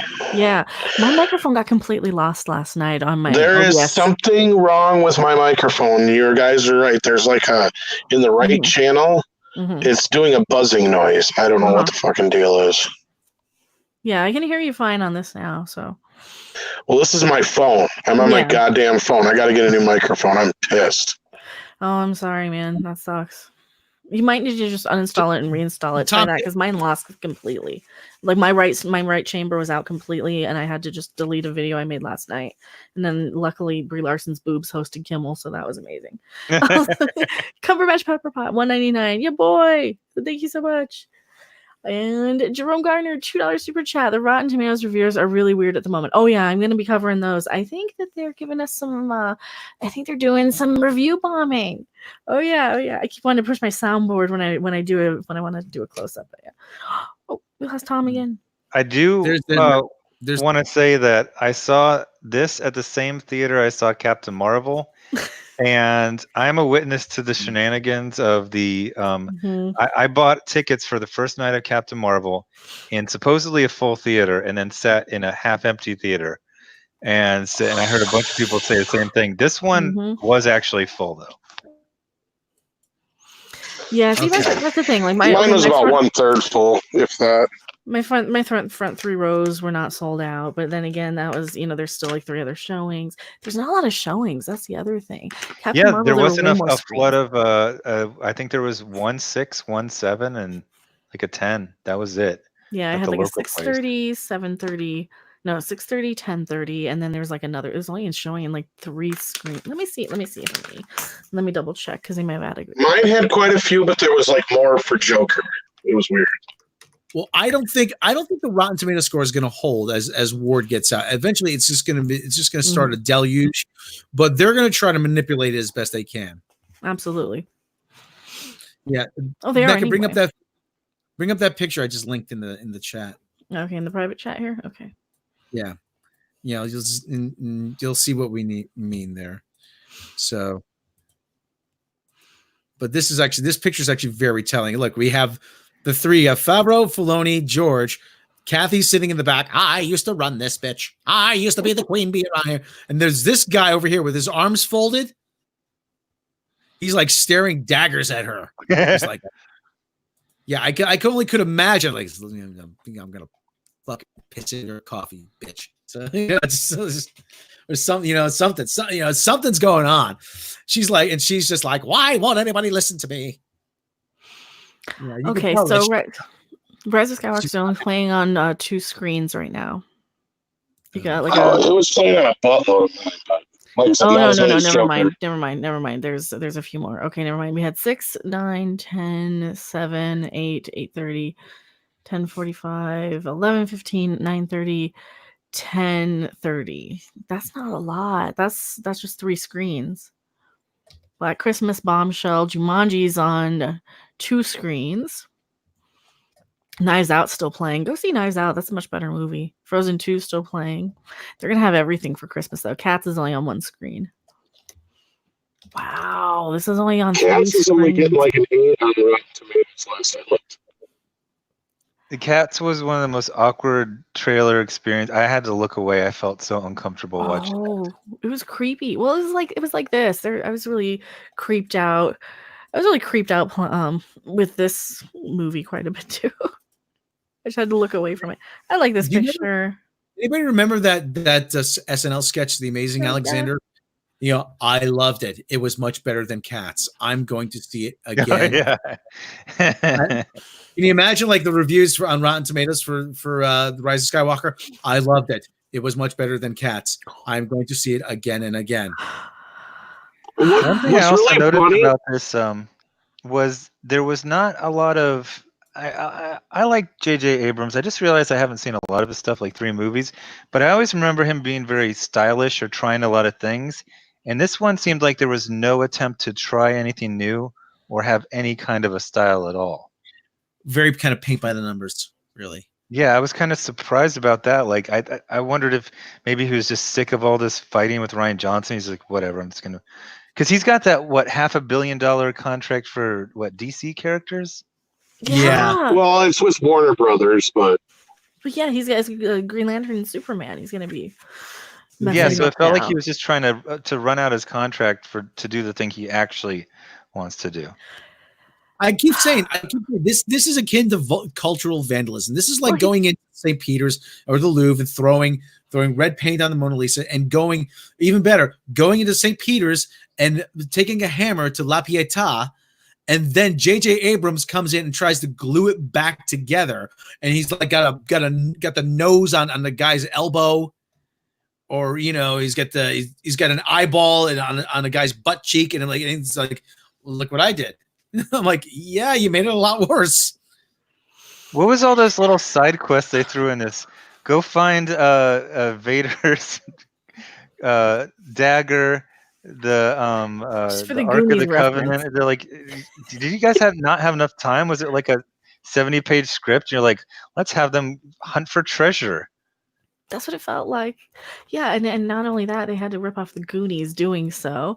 I'm like, oh, you just ripped off the Goonies, which is one of my all-time favorite movies. People. Well, like I said earlier, that whole thing was for nothing. Mm-hmm. That whole wasted, freaking, just like The Last Jedi with Keanu and all that crap with Benicio del Toro led nowhere. Oh yeah, it's like this whole thing just led nowhere. It did. You know what? You could have cut 40 goddamn minutes out of this movie by just having Kylo Ben say, "I know who your parents are. Just come to me and I'll tell you." Where were the? And I know how to get to Palpatine too. Just look at my chest. Where were the 3 kids from the end of Last Jedi? Nowhere. Who the fuck cares? I gotta say, rewatching that movie this week, that was the strangest thing. I'm like, what is the hell? Like, they're in one scene in the middle, and then they show them at the end pretending to have a lightsaber with a broom. Nothing. Just Broom nothing. Boy. Well, Broom Boy had more development than Rey. It was more He had a little like cereal box giveaway ring. That was stupid. What I always bring up that Rose Tico frees the space horses. I keep hitting. She leaves the kids behind because screw them. Turn your camera, Rob. You're the only person who's not on camera with me. I mean, who should be? There you go. I know you're fade down. You know, who else isn't on camera? I'm Wilfred Brimley. That's right. He's not invited. Neither is Brie Larson. Don't make me Brie meme you, or you know anyone worse. Oh yeah, oh yeah, oh yeah, oh yeah. You know it's coming. You know it's coming. What? You know it's coming. No. Oh, for God's sake.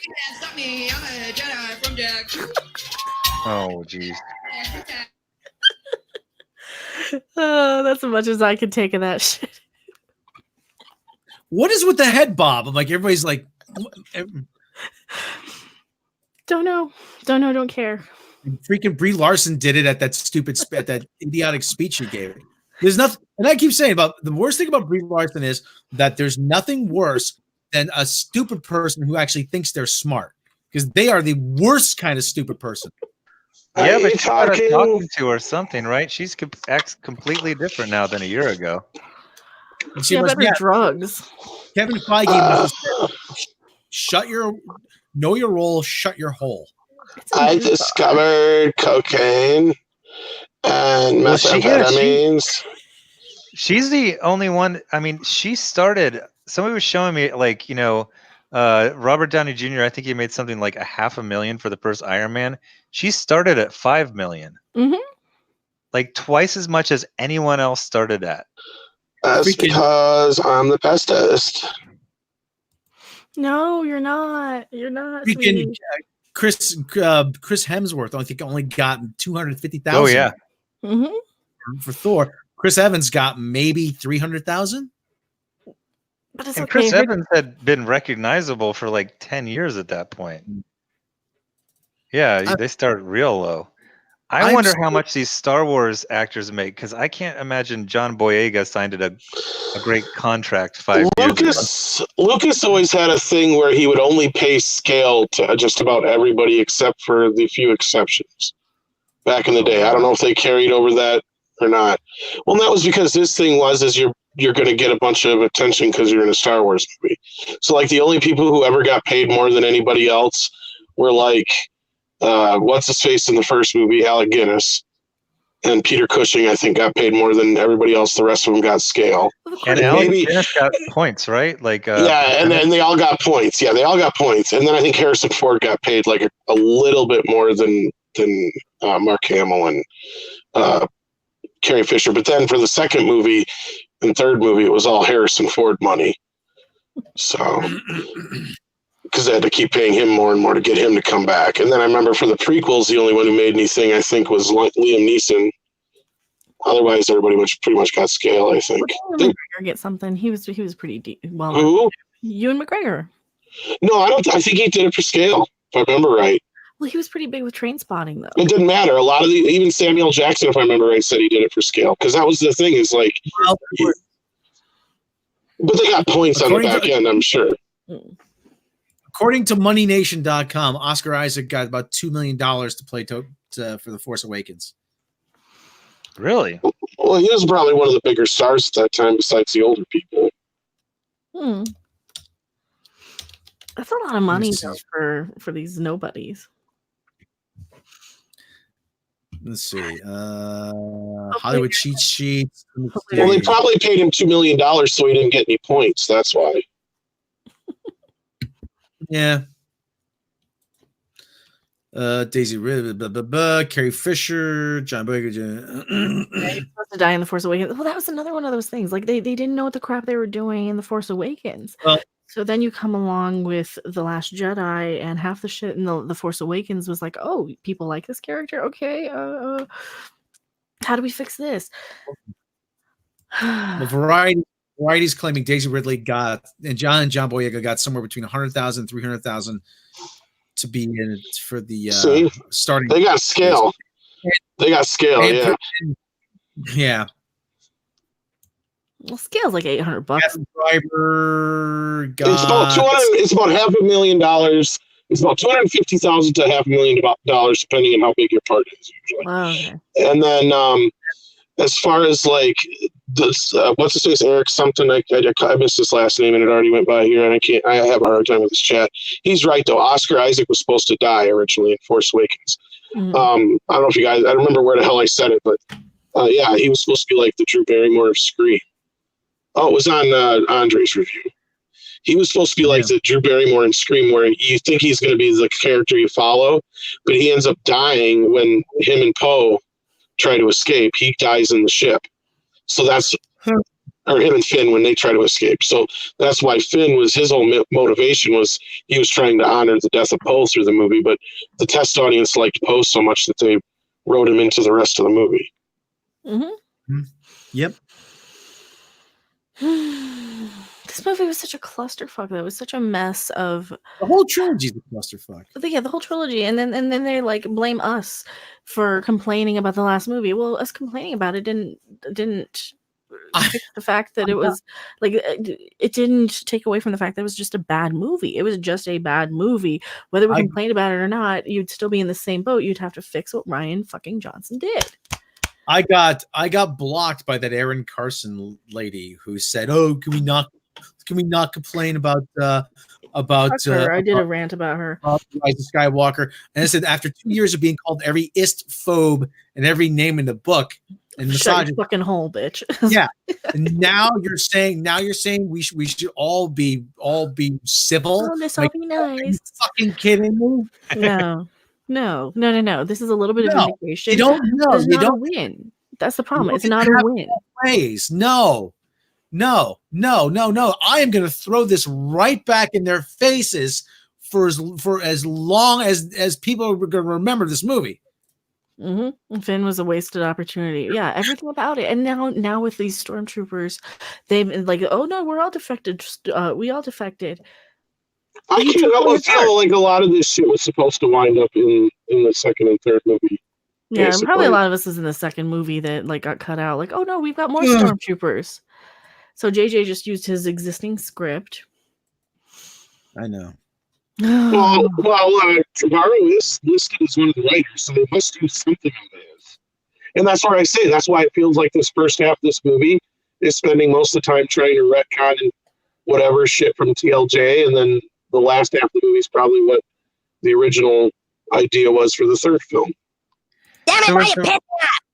So was the reason that Ryan had to develop it is because there was 2 years between movies and not 3? That's where there was an overlap? Initially, no, because initially Kathy offered JJ all 3 movies. And the problem was he wouldn't get any time in between, and he left it up to his family, and his family decided they didn't want him to be away again for another year, 2, 3 years, or whatever in a row. So he said that he declined directing it. So they brought in Ryan and rushed him into production, and there was never draft, right? It was the first draft. Yeah. That was his first draft. But that was the thing is, I'm sure there was not like scripts written out and barely even treatments. It was probably just like they knew who Ray's parents were, they knew this, that, and the other, and that was about it. And the rest have to fill in the blanks. And I can't help but feel like Ryan was able to kill Luke and let Leia live, because I'm willing to bet that he talked KK and well, why can't Leia be the one who trains Rey? We'll have Luke fail at training Rey, and then we'll have Leia actually train Rey in the third movie, and that's probably where everybody butt heads, because that wasn't the plan. Did you think it was weird that Rey was getting zapped by the little training ball in the third movie after she's done so many amazing things? Yeah, why are they training her now? Just to retcon that? And why was she doing so poorly against it?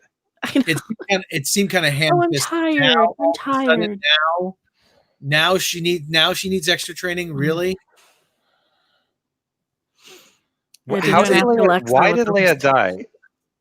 Did I space out, or was it that? They said that she had Maz Kanata goes. She has to use what's left of her life force now to contact her son. That's so stupid. Granted, it was dumb that the mother just died just like that for no reason out of convenience. It really does.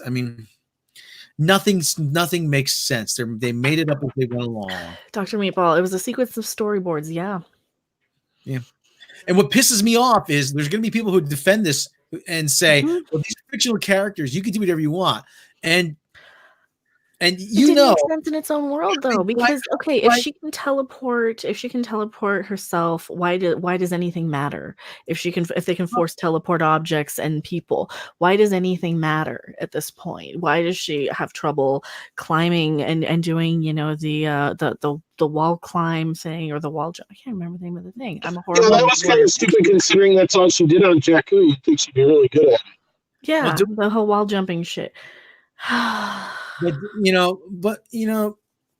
I call do I call you Zack, by the way? I mean, while you're okay. Well, Zack, most well, like I said, when the people say to you, people say, "Well, these are fictional characters. You can do whatever you want." You're a storyteller. You're a literary professional. You be the first one to say, "No, you can't." You have to follow certain rules within the context of your universe. Yeah, as long you can have the craziest rules, but you have to follow them. The weird thing is, like I said, we talked about Rian Johnson and J.J. Abrams seem to actively hate each other. Mm-hmm. And then in addition, Rian Johnson hates the fans, while JJ is just kind of indifferent to them, which I guess is an advantage. But having rewatched all of these movies, Rey is 3 different characters in Force Awakens, 3 completely separate characters. Like there is no consistency at all. And then all 3 of the movies are soft reboots of each other, contentious soft reboots. It literally, like, it almost feels like a little siblings in the back seat. Stop touching me. You stop touching me. You're on my side. Like, this was petty, this stuff that happened in the last 2 movies. I almost feel like they should have let somebody else finish it at that point. Because let's face it, one of the main reasons KK probably let Ryan do what he wanted with The Last Jedi is because everybody complained that all JJ did was redo the Force, A New Hope and The Force Awakens. Well, that was their fault for doing that in the first place. Because they wanted to do something that was more familiar to the fans. Because at that time, the stink of the prequels was nothing like the original movies and all the other stuff that we complained about. So like, oh no, we need to go back to that. It's like, yeah, you don't have to redo the entire first movie though.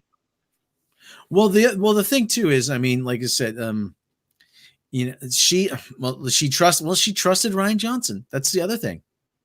She trusted Ryan. Rian Johnson probably came in and he goes, I'll make sure you have strong female characters, and she's the only one, yeah, besides maybe JJ, she has a butted head with.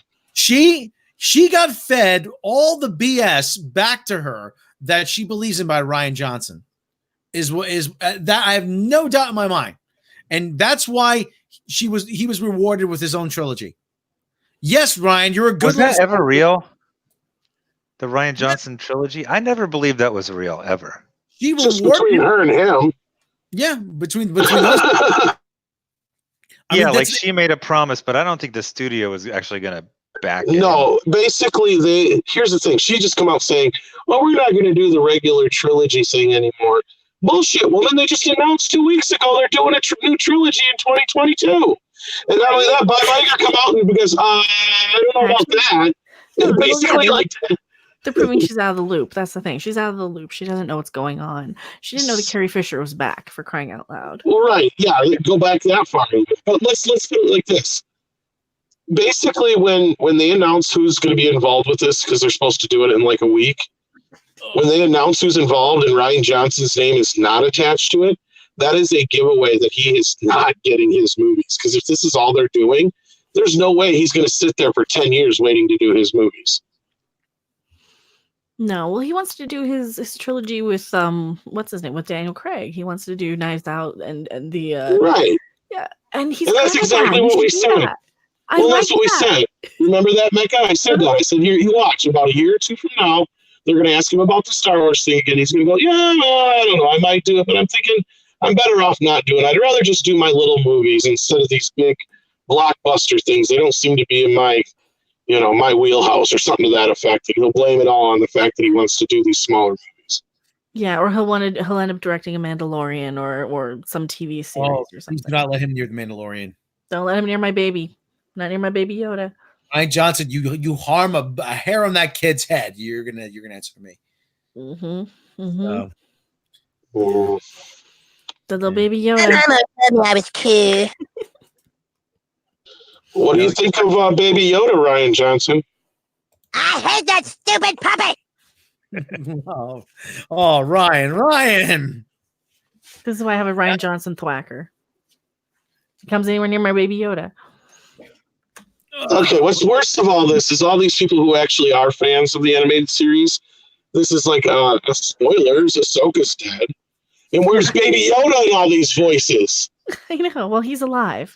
Well, he can't be if it's the last of the Jedi. That makes no sense. He's not a Jedi. He's a Sith. That's why he can force choke a bitch. He's evil. He's a bogwing. I liked that. That was kind of cute. He's a bogling. He's so cute.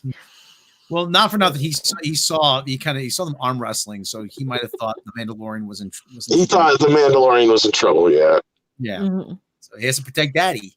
Aw, my baby. Well, see, and here's the thing. I would be okay with the Force healing because that's something within the realm of believability that, like, okay, Luke didn't get that far, but give us a reason why she knows how to do this.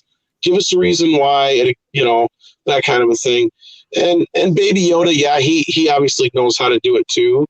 So, okay, this is obviously a Force thing, whatever. They're doing that. But all the other shit's weird. It Teleporting. seems like there's an easy one sentence explanation. You say, after Order 66, now there's so much more Force energy out there. So now the people who are remaining are a lot stronger. Right, Something like you can that. direct it. Yeah. I was laughing pretty hard when Rey was like stopping a spaceship from taking off. I don't know why I found that so stupid, but I was laughing really, really hard. It was lame. Oh, there was laugh out loud stupid moments. I'm like, oh my god, are you serious? They just did this. What? Zack, are you a fan of Futurama? I respect it, but that's not really my type of humor. Keep telling you South Park's a better example, Rob. Well, okay, yeah, South Park's a good example. When they were ninjas, remember when they were all ninjas, and Cartman just kept adding powers. Oh yeah, my power is to have many powers. Yeah, I saw that one. Yeah, exactly. That's what they're doing with these. They're just making them more and more powerful, and people are like, "Oh, but it's in this expanded universe stuff where they can heal." I'm like, "Yeah, but it's dumb because it's something we've never seen." As the movie-going Star Wars people, and I know you're gonna have probably 75% of your audience who are movie-going only. Maybe. Oh, there seemed to be a lot of confused people in the theater tonight. Like, it was very quiet the first hour. it was quiet throughout the whole thing. The laughs didn't land at all. Like nobody clapped or got excited. It seemed like nobody really seemed to be that engaged with it. It felt like. I mean, I could be wrong. I wasn't watching. It was the same here. The last 30 minutes, that's when some of the moments actually worked. People really like the X-wing coming out of the water. They love that. Mm-hmm. I didn't get nothing of that. I didn't get any ahs, claps, even laughs. Like, I think the one time anybody laughed was a couple, like the one time with one of the C-3PO jokes. Yeah, when he looks behind him, because they're all staring at him, and he looks over his own shoulder. That kind of laugh. That was, I think, one of the. Well, that I think I chuckled at, but like the one that I think everybody laughed at is when the first time but I knew it was coming, so I didn't. But when the first time when he's like, "Hi, I'm C-3PO, human cyborg relations, and what's your name?" Or whatever the hell his name is, Baba Booey. Frick. Baba Booey. Where's your Baba Booey sound? I actually like Baba Frick, so I don't care what you guys thought. I thought he was kind of funny. I thought he was like he reminds me of your drunk friend who just screams at everybody. Which one was Babu Frick? The little guy. Oh, the doozer from Fraggle Rock? Yeah. He's like, hey! It's a great way to put it. And now I want to watch Fraggle Rock. I felt like this whole trilogy, all the new alien designs did not look like Star Wars aliens. No. Some did, but most didn't, yeah. They looked like generic sci-fi TV show. Like that one that looks like a sea creature that they were hugging at the end. Oh, I know the lesbian kiss was a big deal, but I thought I saw two. But I was at a weird angle. Where's the other one? It was the British woman with a really triangular nose. Yeah. It was really quick. And I swore I saw another one earlier, but I'm not the best witness. That's the problem. That's the problem when you have like the really, shitty seats too. And luckily, like the front 3 rows were pretty much empty. So I keep hitting the wrong button. It's all right. Tom, I always do that too. One thing I really liked from Force Awakens that again, since all these movies are soft reboots, they don't really, is that it seemed like the tech was better. In Force Awakens, a regular blaster will throw someone back 10 feet. And they just kind of gave up on that in the other two. Yeah, no, why was we using blasters when like the stormtroopers fly at her? She can just use the Force. She could just. It's inconsistent, and that's why Lucas in the original trilogy, and that's why some people had a problem with it in certain aspects in the prequels, was that in the original trilogy the Force was pretty simple. And it made it very difficult for Luke to be able to use it, and you have to concentrate and be able to do things. And it made it seem more believable. To where in this movie, you're just sitting here like, well, like 10 minutes ago, she was just stopping a fucking ship. What's stopping her from just, doing something magic now? And that was the other thing I hated: the teleporting bullshit and the Skype bullshit and just all of the random new powers that we've gotten out of this series. Like I said, the only one I can actually kind of buy is the healing one. Like, if you concentrate enough, Yeah. Another bit I laughed so hard at is when they're in the desert and they're on this like skiff, and then somehow it gets blown up and it disassembles, and they all land within like 5 feet of each other, and they're all fine. They're all fine. They just float off. I know that was funny. I'm like, oh, they're fine. Are you talking about the quicksand part or the other one? Right before, or it was before. Well, like the quicksand, that was what I'm sitting there thinking. I'm like, well, it's a good thing they all fell down where there was caves, otherwise they would have been stuck there where there's a wall and they'd have been fucking suffocated to death.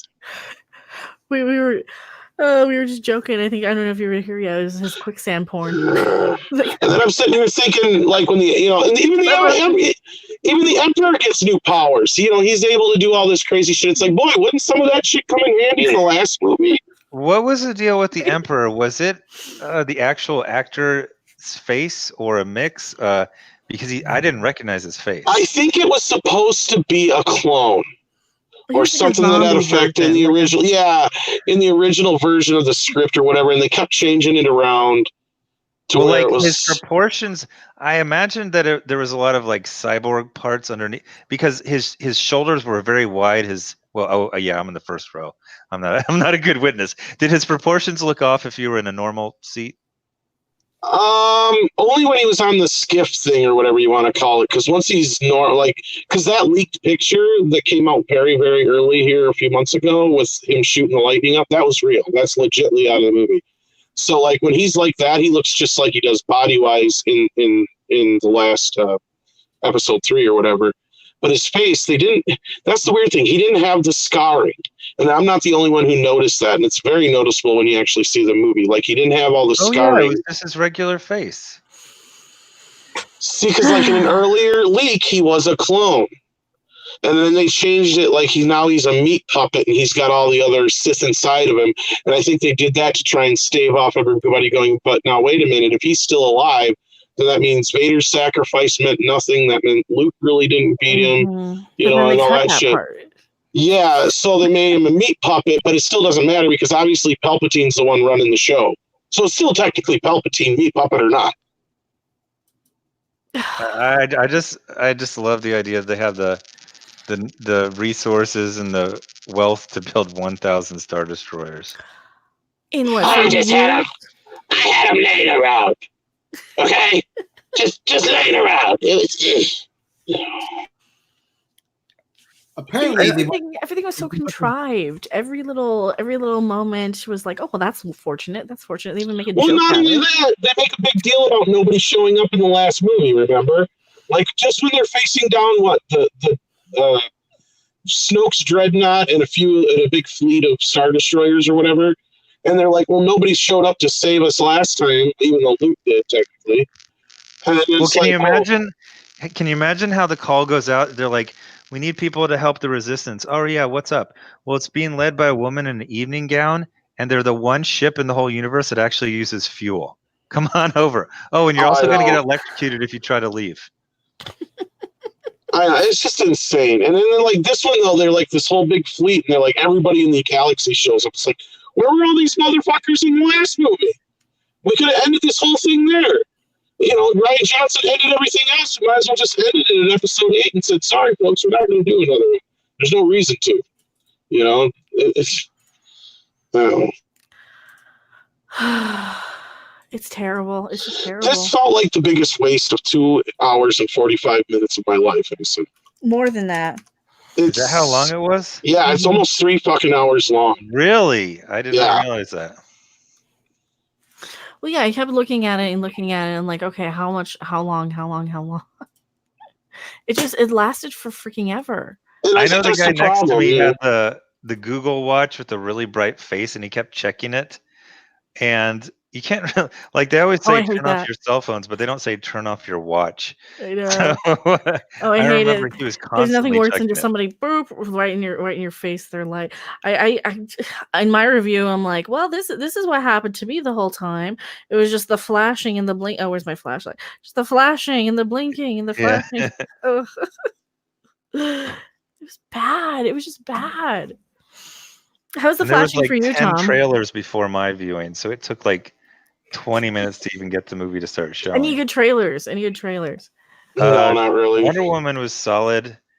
That was it. I noticed movies all seem like they're made by the same person now. Like 8 movies all seemed like the same director, the same style, the same filters. I don't remember because that's all they do. I am so sick of the filter shit. Well, that started like way back when. Like I remember like Oh Brother Where Art Thou was like the first one to really use the filter stuff. Yeah. And then everybody had to do it after that. That wasn't a war movie or something like that. And then like, well, I think like Saving Private Ryan had muted colors to make it feel a little bit more like it was black and white, but it wasn't. And then like you had a lot of people try a little bit of experimental stuff here and there, but then it just got too overused. Like the Bourne movies, for instance, all they do is they light it all with blue and orange, and then they like drain out all the color and do all this other shit to give it that look that's got. All these movies, they have like the similar kind of lighting looks, and it doesn't help that most of these trailers, I think, are all cut together by the same 2 or 3 trailer houses. Oh yeah, it feels like the same trailer houses, contractor does. It's the same points. But I recently rewatched all the Daniel Craig Bond movies. And in the first one, it's just shot like a regular movie. You have, blue skies and green palm trees. And then by the third one, they go to Mexico City, and I have people from, backer or people who watch my stuff from Mexico. They go, they made Mexico look like Tunisia. Like the sky was sand colored.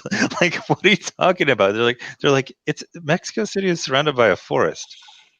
Yeah, and that's the thing. I hate that tint. I hate the tint and the filter they put on everything now. I know, I hate it too. It makes everything feel like unrealistic, and not only that, it never matches anything. Especially when they change the sky, like you're just talking about, Zack, where they'll change the sky color, and it's like, but that doesn't really match the actors. And they try to do their best, but it still just looks generic. This movie felt like that. I don't know if it was because I saw the 3D version, which surprisingly the 3D conversion wasn't that bad. But it was there's just a very 3D dark. version of this? Yeah, there is. And it's very dark though. I don't know if that's every one of them. Down here. It was just released like a regular movie. I remember Force Awakens came out, and it was like 20. It was like every single screen. Surprisingly, this was the most people I've seen in a 3D premiere screening in a long time. Probably since the last Jurassic movie last year. It seemed like there were fewer theaters in my location where they're showing it at. So it's not like Captain Marvel where it's on every freaking screen. So you had more people probably at your screening because they were playing on fewer screens. That struck me as odd too, because in my theater there was a lot of theaters showing it, but this was the same theater. Remember when I told you guys Joker was on every single fucking screen? They didn't have any other movie showing that night. I think they go by pre-sales when they do that. So I think the fact that they do, nobody was buying them. I don't think they were selling out enough screens to keep opening them up, because now in the days of digital, it's not like back in the day when it was, you had to re-spool the film and put it on a different projector and do all this shit, or to get extra prints or something like that. No, you can just upload it into another theater now and add 20 different showings. Mm-hmm. Yeah, that's true. That's the problem. That's the thing I noticed, that like when I got my ticket, it had not sold out from the time we did the High Council on Tuesday to Friday, when I'm like, fine, I better fucking get a ticket for this thing. Yeah, I mean, my theater was busy, but yeah, it's not sold out. Like this, like the same seats were still there. The same, it's not, and it's a Thursday, and people are going to probably pile in for Christmas. So do you guys think that this is going to be like a 6-day box office, that they're going to try and just do Thursday, Friday, Saturday, Sunday, Monday, Tuesday, Wednesday? What do you mean? That's all they're gonna really do? Like they're gonna focus on that box office for those like when they I don't know. They did that for The Last Jedi, and what was the other movie they did that for? Captain Marvel. They did like the 4 or 5 day weekend, the 4-day total. Maybe that was it, but I thought it was something else. But yeah, you could be right. But yeah, that's possible. We'll know tomorrow morning. We'll see what the previews are. Because I mean, the theater I was at was busy, but they also had like a dozen showings of it, at least, if not more, literally. I don't know. I think a lot of normies are going to see this. I think a lot of people who are just going to be tuning out and didn't pay attention are going to go see this out of like obligation to see the last one. They'll see it with their families, and it's got no competition for the whole Christmas time, right? Cats is getting slaughtered. Oh my god! Yeah, Nobody's Cats been is covering slaughtered, that. so there's effectively nothing else to see. Well, Jumanji's. I mean, that didn't get the best reviews, but that one was really good. I saw that not too long ago. I liked it. I thought it was a really true. It was a good sequel that tied into the last one. It was good, but it's like nobody's talking about that one either. And then Cats, of course, because it's so ridiculous. It's almost like making fun of the special person or something, or the handicapped kid. It's like you just can't do that. You just feel bad picking. I think Cats is a mistake. I think Cats was the limit. I think Cats was where they should have drew the line. No, I'm not kidding. Like, because they used to compare the experience of going to see Cats, the live show, to movies back in the day. Like, I remember movie trailers that were like, they would always say, "Oh, it's better than Cats." Like literally, I swear that's in like the Little Shop of Horrors trailer or something like that.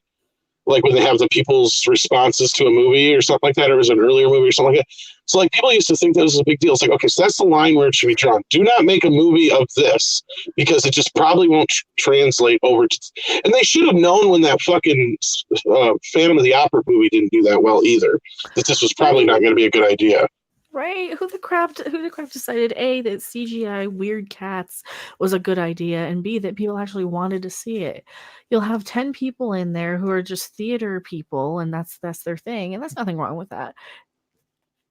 Is there that big of a theater crowd that want to watch? But a lot of them will say the same thing. I bet they'll say this didn't translate well into movies. They should have never done this.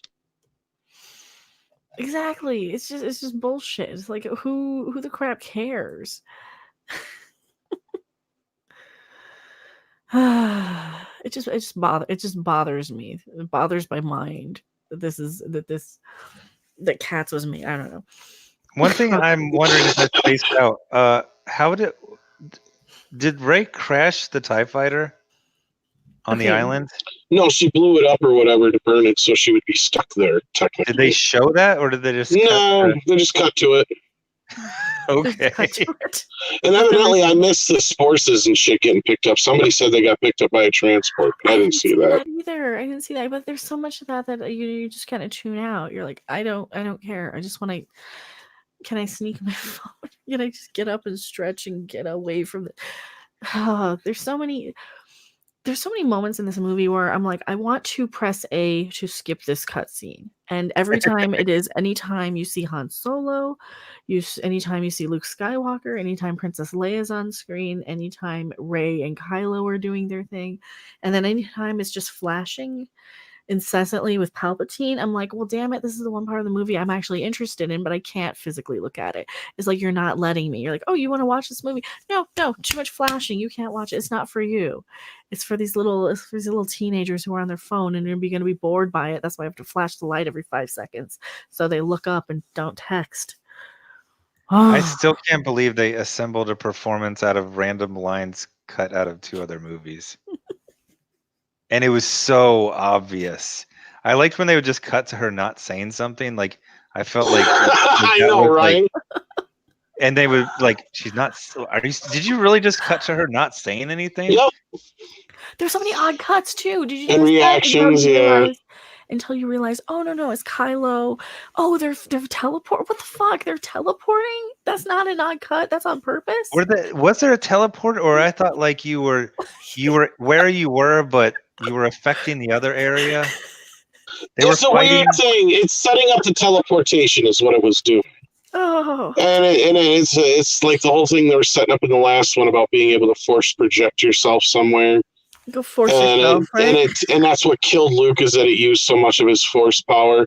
That's why I think they had that one line through. And because I watched the first half of The Last Jedi, I fell asleep halfway through trying to watch it before this movie. Because it's boring. They're all It boring. is. They are, and they're horrible. I don't know who the fuck's idea this was, but this is just nonsense. I know who the fuck's idea was, but you know what I mean.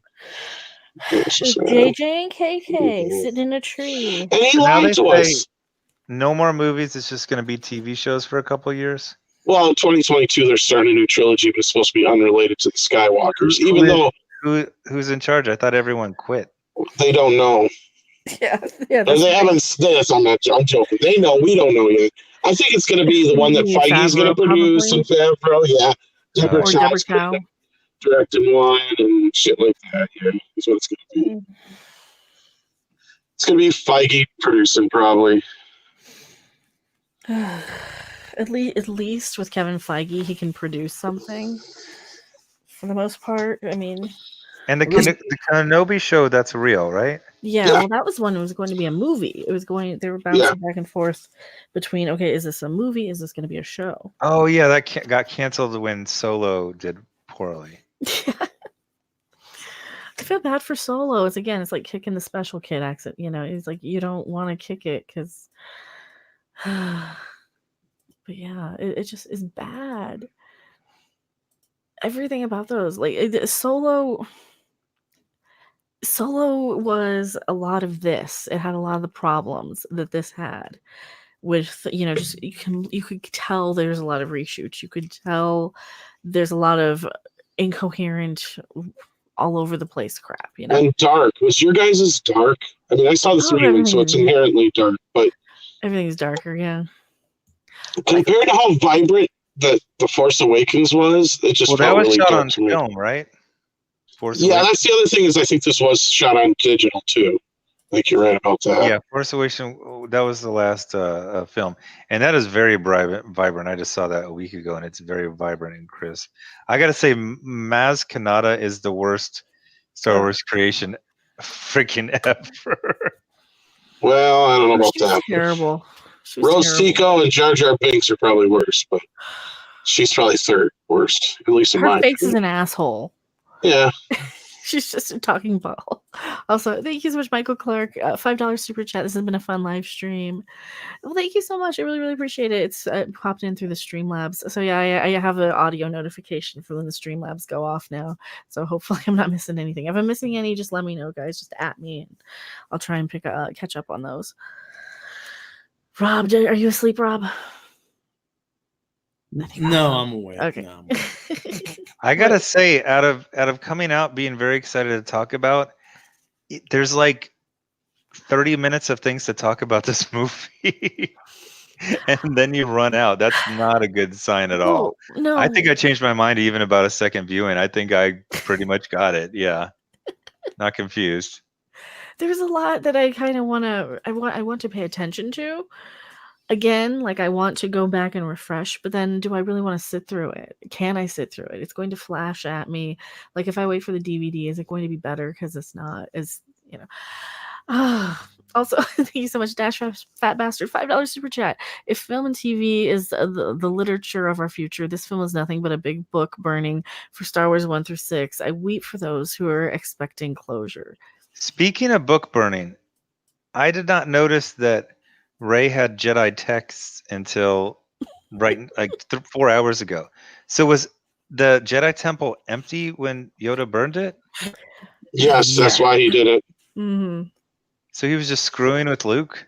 Of course he was. Yeah, it was a ghost doing a practical joke on another ghost? Because it's Yoda. Because it's Yoda. He was, What was that? You cut out.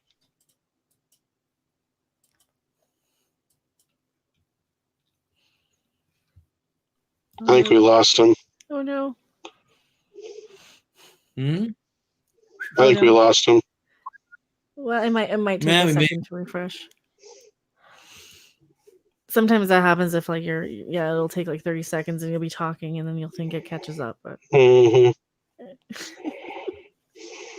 don't give any more and Mecha, don't give Disney any more money. I'll try and hush you. Well, that's what you see on this end. I can't do it here. And thank you so much, Michael Clark, for being a channel member. We got awesome emojis. What does Supreme Leader think of this, Rob? I don't know what Supreme Leader thinks of this. He's You should go in his see what he bunker. says. We'll go poke him. Tell him Darth Mecha, the Merciless, summons him. If we get enough Supreme Leaders in chat. Let's get a few. This movie makes me feel better about Picard. We get Supreme Leader and Old Man Picard. I think my show's not that bad. There he is. There he is. See if we ring his doorbell. See if he's willing to. There's Zach. We lost you for a little bit. Yeah, just for a second. What is up with Picard? Is that done filming? Yeah, they're done. It comes out next month. Oh, okay. It starts And starts next month anyway. I don't think I'm even gonna give Discovery even a peek on season 3. They're still filming season 3, but yeah. Going 1,000 years in the future. Well, do you know what it's all about? That's all I've heard. 1,000 years in the future. Oh! Not only that, we were so stupid. We destroyed what do you call it? Starfleet. And guess who's the only person who can fix it? The redheaded girl? No. Of course, it's Mikey Spock. The red I angel. still will describe the end of season 2 to people who didn't watch, and they just laugh. They're like, haha. I go, no. She has an Iron Man suit that has unlimited data storage, unlimited power batteries, and can travel through time and space. Yeah, pretty much. He's rewrote. Someone was talking about only buying this movie if they do a box set with all the cuts. You ain't gonna see no deleted scenes that prove there was too many different versions of this. Trust me. I heard there were some good deleted scenes from Last Jedi, but is that true? There probably is, but I don't know if they're on the Blu-ray. Oh, okay. No, that's I can't tell you. Implying. I haven't watched them. I couldn't tell you. I haven't even brought myself to watch what was supposed to be the really good documentary on there where you actually see, how bad shit was for everybody. But, yeah, I don't know. This movie does come out in March already on Blu-ray, guys. I've been hearing this already, and I already kind of know that for a fact. Because they're bringing out a big 4K 27-disc box set of the Skywalker saga. That's how I know. Well, so does Ford versus Ferrari. I know which one I'm getting. Well, we saw Ford versus Ferrari. That was actually pretty good. Yes. Zach, have you seen that yet? I haven't. It's one of those long movies, right? Like 2 hours. Yeah, but it paced very, very well. Yeah, I mean, it sounds like something I'll definitely watch on Amazon Prime Video, but yeah, it's not a theater must or anything. Exactly. It's theater. I go for special effects. I bet you it'll get a lot of notice at the Academy this year. Oh yeah, it's kind of a surprise. That and Joker. Yeah. I don't know about Joker, but immediately though we said about Ford versus Ferrari, we kind of threw it back in people's faces. I don't need to hear what some 30-year-old white girl thinks about Ford versus Ferrari. It wasn't made for her.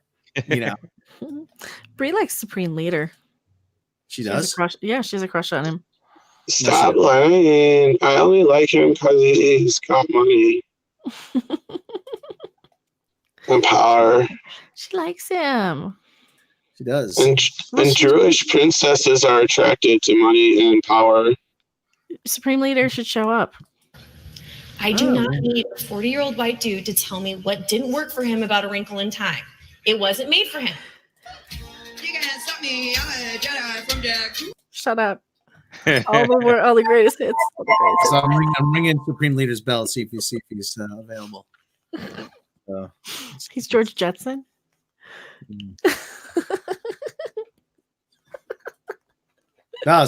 Yes. Supreme Leader has heard that you wanted to speak. Yes.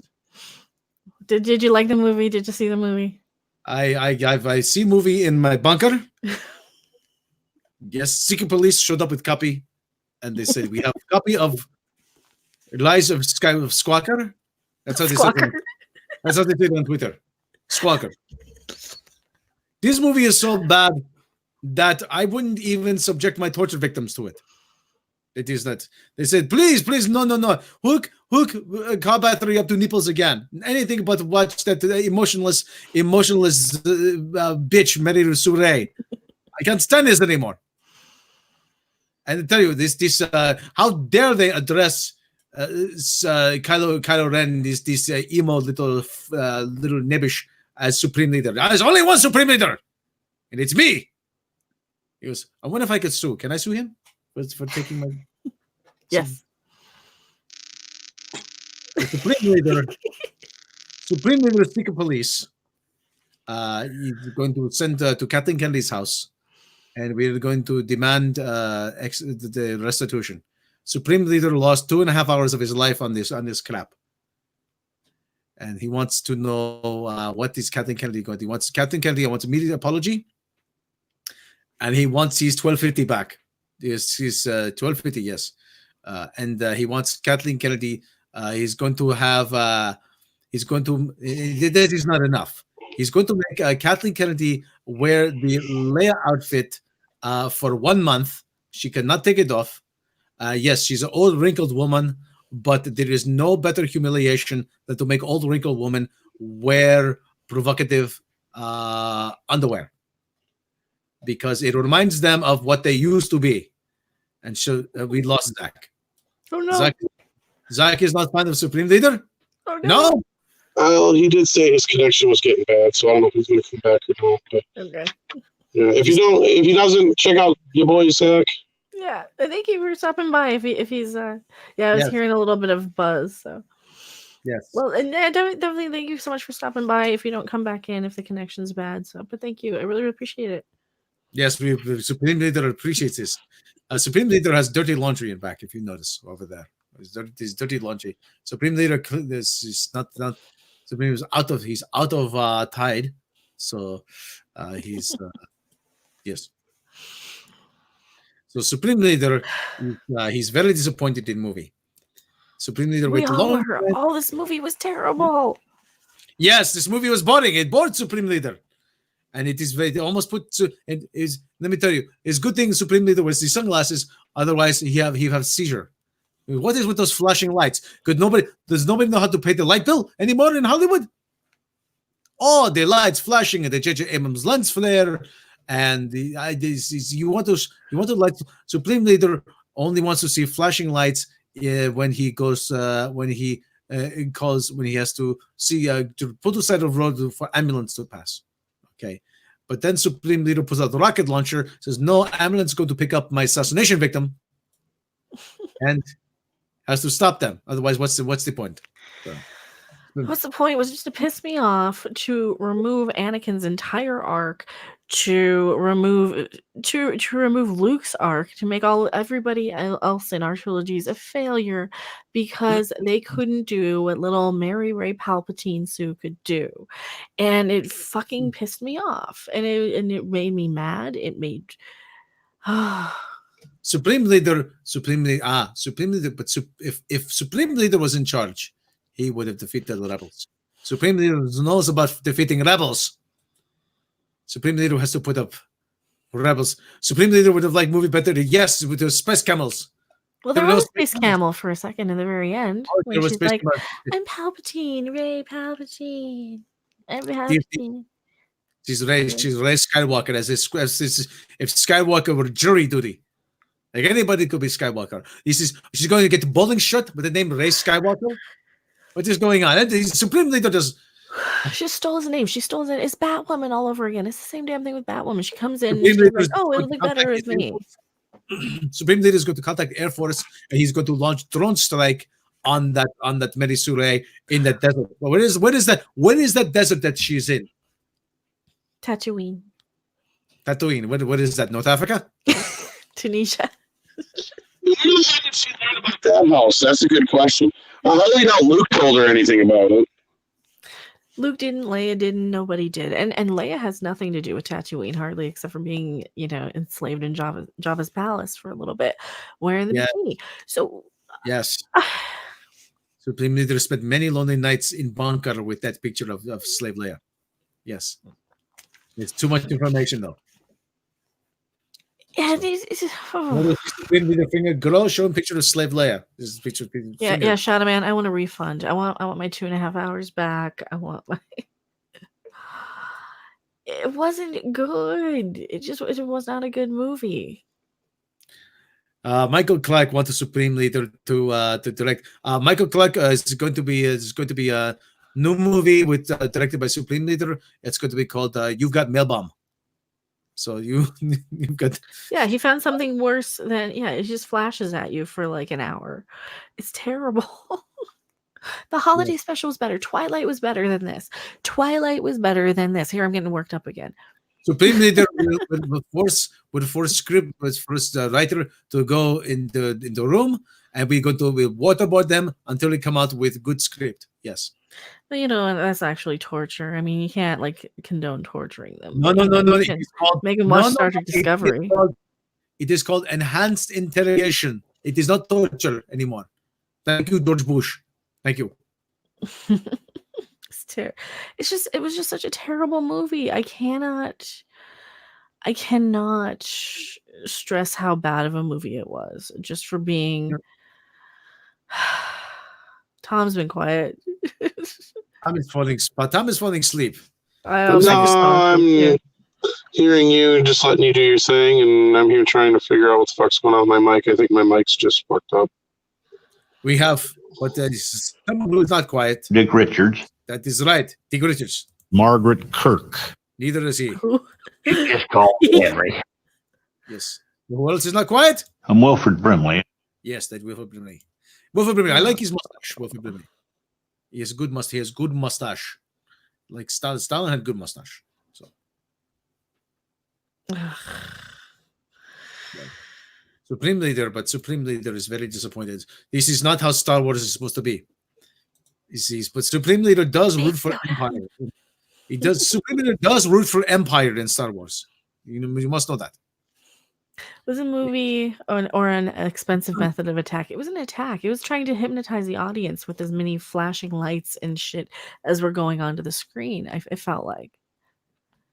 Yes. So it's a stealth attack from Supreme Leader.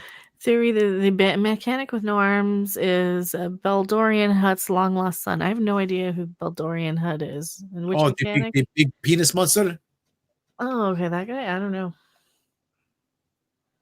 That works. I don't know anything about the cartoon, so yeah. Which one? The mechanic was That was only in one shot. I don't remember him. I don't remember a mechanic in one. I remember Babu Frick. Is that the one? No, the dick monster that was working on shit. Oh, okay. Well, that's not a Hutt monster though. That's not like a Jabba the Hutt. Oh, it has epilepsy warnings, and you definitely. It might have, because the Hutt isn't necessarily the creature. I don't think it's the Hutt clan, like a gangs, like a gang, like an organized gang.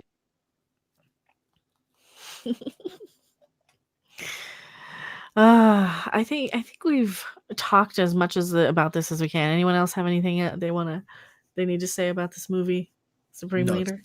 The Supreme Leader is very disappointed. I'm mad. I'm sad. Yes. Too. I'm allergic to this movie. How long before Kathleen Kennedy is homeless, turning tricks on corner of Hollywood Boulevard? Well, she'll never be. Oh. She's made more money than God. She can just. Well, in that case, her husband will be stooping 24-year-old Swedish masseuse. Honey, this is Ilsa. She's coming to stay with us for a little while. I don't know. Depends how long her visa is for. Then we renew, and then tell you what, we have a nice place out back for her. She can stay in the pool house. Yes. What's up with the finger? I missed something. Darth Chooch says. I don't know. This is the supreme finger. Hopefully it's not a bad word that I've never heard of. Don't even pirate it that bad. I mean, I would say if you're curious, all of the spoilers are true, so you don't even have to pirate it. You don't even have to pirate it. It's so bad. It's just so bad. Did you see John Williams' cameo? John Williams was in one scene. Then they say he must have said, "Get me the fuck out of here." Oh, and Ewoks for one split second and Porgs for one split second. Yes. And we had Yoda as a Force ghost, like just for a second. Well, we had Yoda. His voice is